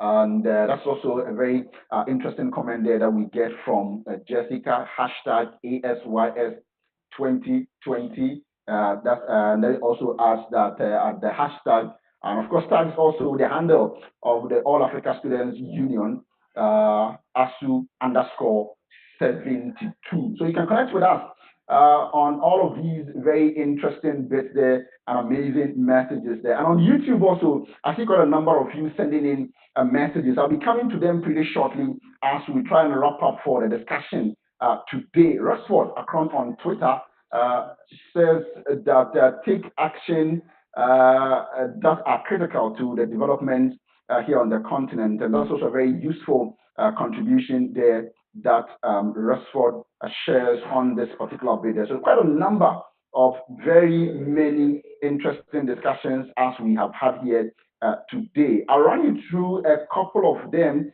even as we wrap up, and then I'll give you an inkling as to what exactly we're going to be doing tomorrow when we begin the second phase of our discussions here at the 9th All Africa Students and Youth Summit. But do also know that wherever you are across the world, you can join our conversation by sending in your contributions. Follow our social media platforms.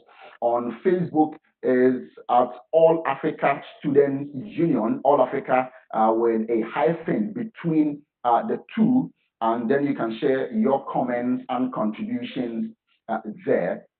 Additionally, on Twitter at AASU underscore 72. That's also a place that you are able to share with us your own thoughts and contributions on some of the issues as we are discussing.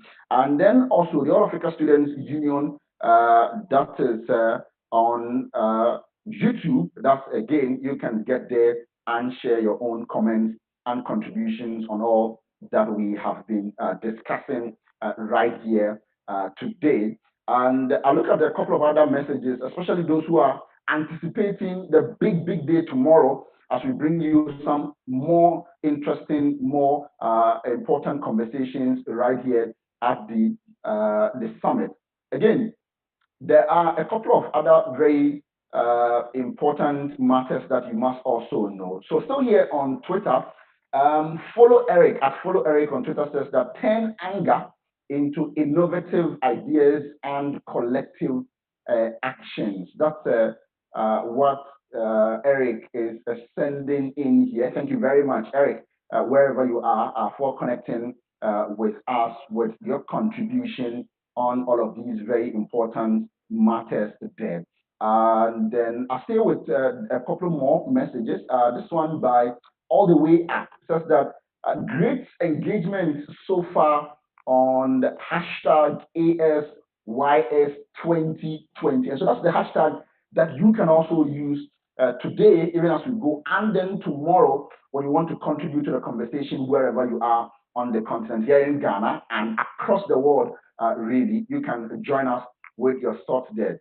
But just before I go, let me share with you very briefly some of the very useful insights we got earlier today, and this by way of excerpts of the conversation we had with our guests and some of the distinguished personalities who assisted us in this particular bit there.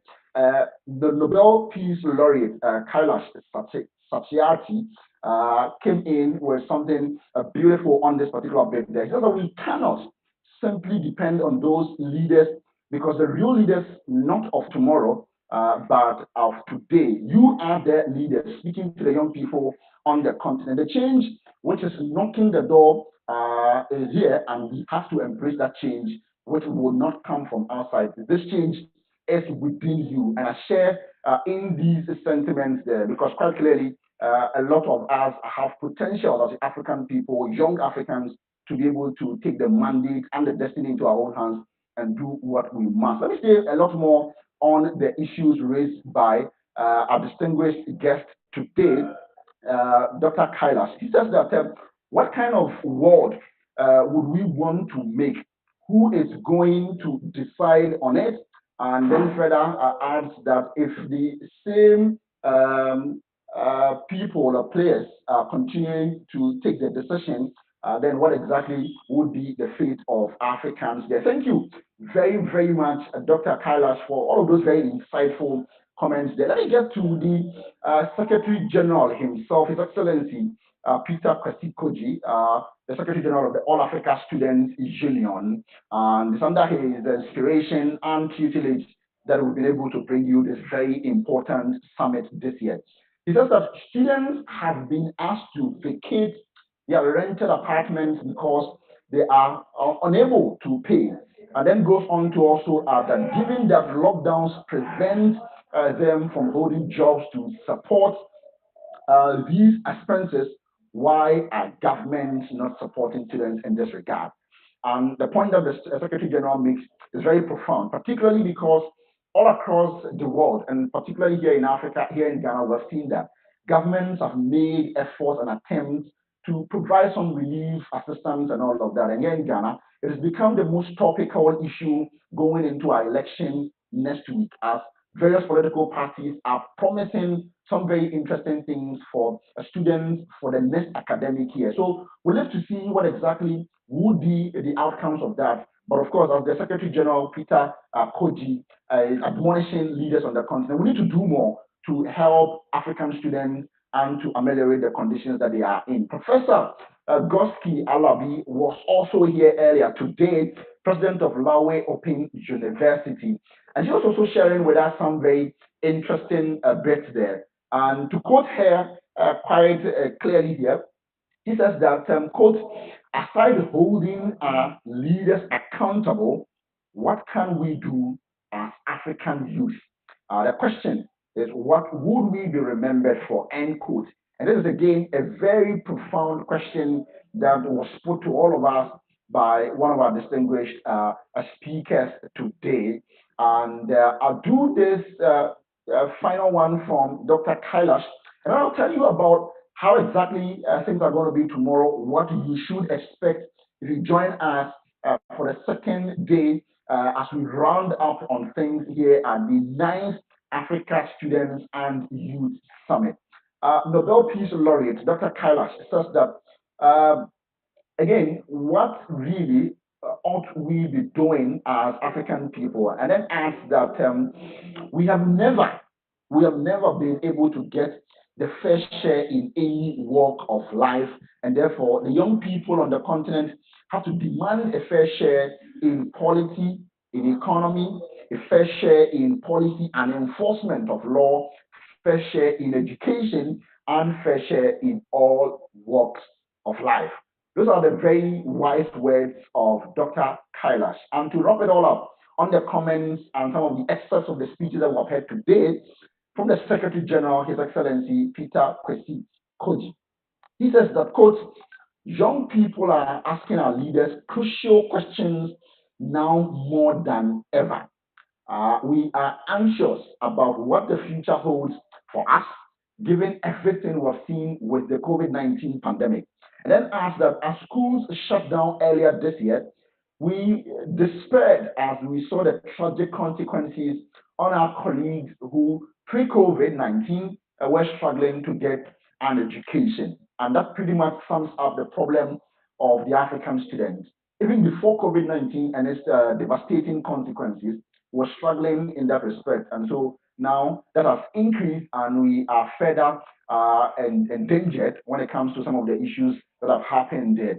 So let me take you then through what to expect if you join us tomorrow for some more of what has been very interesting, very intriguing and insightful conversations. And so tomorrow at exactly 8 o'clock GMT, we're going to do a recap for you of the events that happened today, which will be the previous day. It will come tomorrow, be the 3rd of December 2020. So you will learn a lot more about some of the issues that happened there. So if you missed it or you know someone who missed it, tell them that tomorrow morning at exactly 8 o'clock GMT, you are going to get a recap of the very interesting, very fascinating engagements that we had with our distinguished personalities who graced this very important occasion as minds on education, gender, human rights, among others, met as they engaged African youth and students on some of these very important matters. And right after that, I'm going to be back with some more updates from social media because the conversation is going to continue. Just use the hashtag ASYS2020. ASYS 2020. That's the hashtag you use if you want to be part of the conversation and join us in respect of what exactly your own contributions would be. We'll show some campaign videos also for you tomorrow. And as we would have other plenary sessions also happen, we're going to get tidbits as to what exactly to expect and why you must be part of all of those plenary sessions that we're going to have. But here's the interesting bit. There are so many other side events that we're going to present to you today. If you were part of the events today, tomorrow, you will have seen some of the things that we did today. And so tomorrow, among other things, we're going to share with you some very fascinating and interesting conversations on subjects like securing girls' education during post-COVID-19. You would know, among other things, that quite a number of things have happened there in respect of girls and women more broadly. They've been some of the most vulnerable to the devastating consequences of COVID-19. And then again, we're going to share with you also some more interesting discussions, one of which would be on enhancing educational experiences for African students. And so here's a conversation that you would be interested in and you don't want to miss it tomorrow as we have the stakeholders come together and deliberate on some of these very pertinent matters also. In the very early hours, the last side event that you're going to have, which will be spearheaded or led by SOS International, will be on Green Office movement to empower student-led sustainability action. I mean, sustainability has become a very important topical matter all across the world. And you know very well also that Africa continues to be one of those continents with people and countries that suffer the brunt of climate change, among many others. SOS International would be spearheading this particular conversation, and you don't want to miss that. At 9:30 GMT, we're going to bring you the second plenary session. If you miss what happened today, you don't want to miss this one because earlier today, pretty fascinating conversation we had with experts on education, among many other things. And it's going to be a high-level youth ministers roundtable, and it's going to be beyond giving a voice to young people, finding new pathways to engage young people's productively. And so this is very important. And I'm going to be moderating this particular session. And I'm particularly excited, really, to be doing this because oftentimes we talk about how African youth have come of age, deserve the opportunity, and all of that. But we never really get the opportunity. If you look at leaders across the continent, you find that the average age doesn't reflect the population as it has the vast majority of us being the youth and all of that. So tomorrow, we're going to have a roundtable of high-profile youth ministers as they come together and share their thoughts on this very, very important matter there. After which we will take quite a break, and then when we resume, there are going to be other very important breakout sessions also for you. Between 11:30 GMT and 12:30 GMT, that's 1 hour period, three very important breakout sessions are going to happen. So the breakout session 3A will be on activism and action youth leadership for social reconstruction. And among the things that this year's summit is looking at is a question of what happens post COVID-19.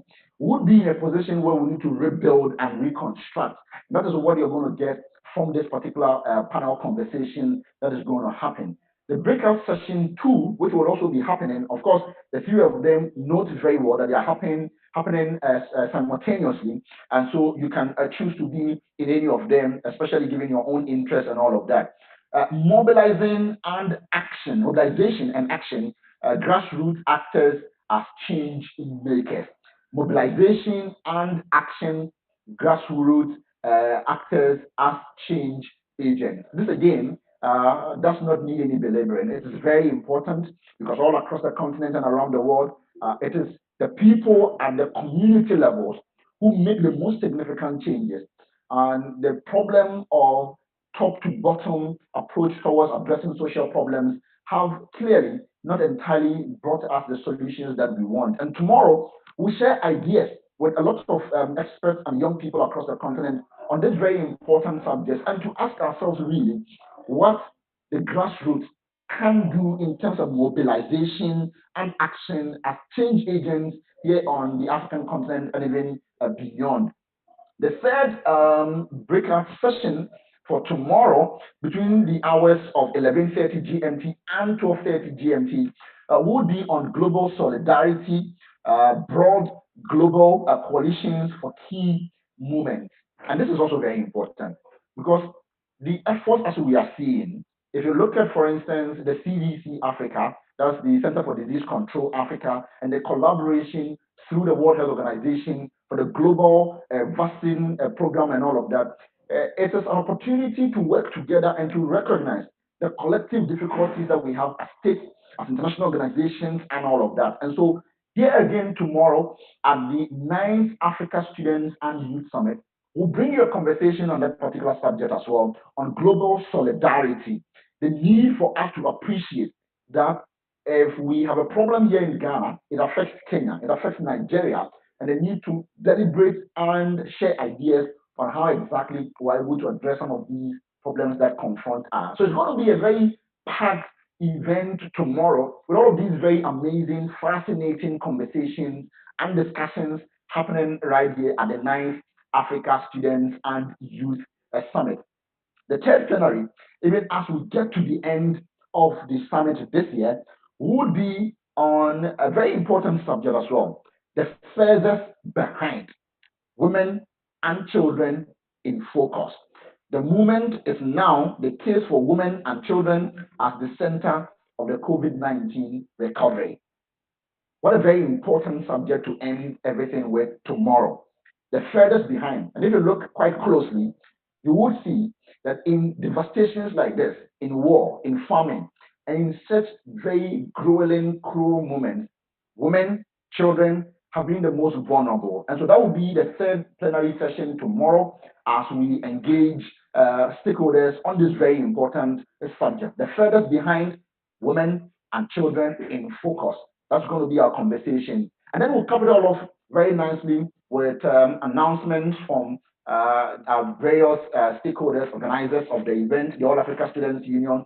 We'll take some solidarity messages also from our partners all across the world who have made this possible. Already, It's been a very, very fruitful discussion. And tomorrow, when we couple it all off with these messages, we would be able to appreciate all the student unions who make the All Africa Student Union a great institution, and of course, the largest mobilizer of students across the continent. And then we'll take some closing statements as the courtesies demand, and as we bring the summit to an end. So quite clearly, it's been such a very great day today. I've shared with you what some of you have also been telling us on social media. We're going to continue that tomorrow, very early in the morning, as we do a recap, and of course tell you what to also expect there by way of some of the messages that we have received here. And so if you know anyone who would be interested in this, students, youth across the continent, here's how you join us tomorrow on YouTube, the official YouTube channel of the All Africa Students Union, where we'll be broadcasting and streaming live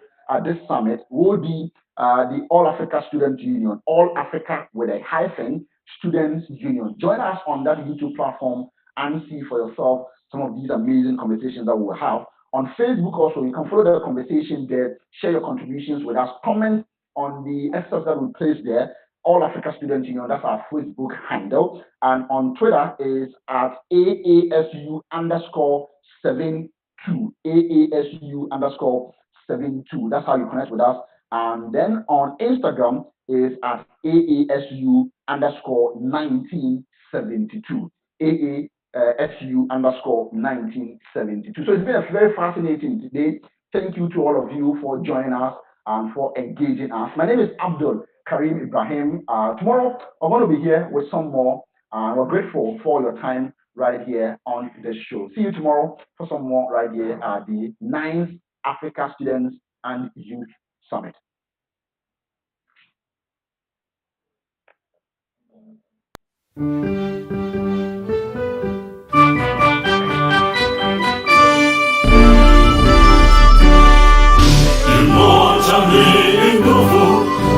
Unified forever, like the united Tutsis and Hutus, brother pride of Africa, as we climb the ladder of learning to prepare the path for our future. The perishable flame is burning in the hearts of one another, as we climb the ladder of learning to prepare the path for our future. The perishable flame is burning in the hearts of one another. From the lonely sacred hill, high and higher we will stretch, united to lead with a common will, to also remake the sovereign pledge. From the lonely sacred hill, high and higher we will stretch, united to lead with a common will, to also remake the sovereign pledge. Now we have put to death an all selfish nation, born with new breath in the hearts of one another. From the lonely sacred hill, high and higher we will stretch, united to lead with a common will, to also remake the solemn pledge. From the lonely sacred hill, high and higher we will stretch, united to lead, with a common will, to also remake the solemn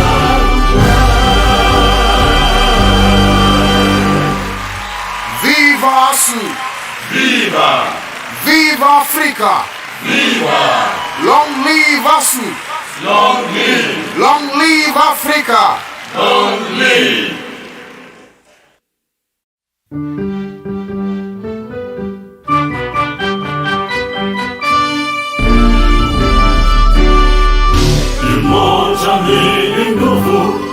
Unified forever, like the united Tutsis and Hutus, brother pride of Africa, as we climb the ladder of learning to prepare the path for our future. The perishable flame is burning in the hearts of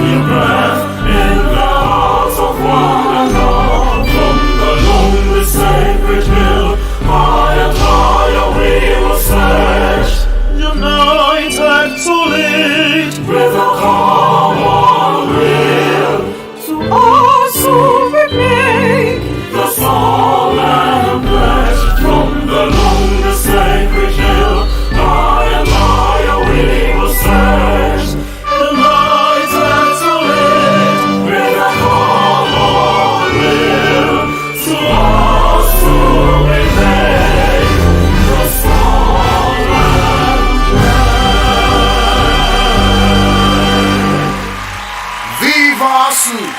Viva! Viva Africa! Viva! Long live Asys! Long live! Long live Africa! Long live!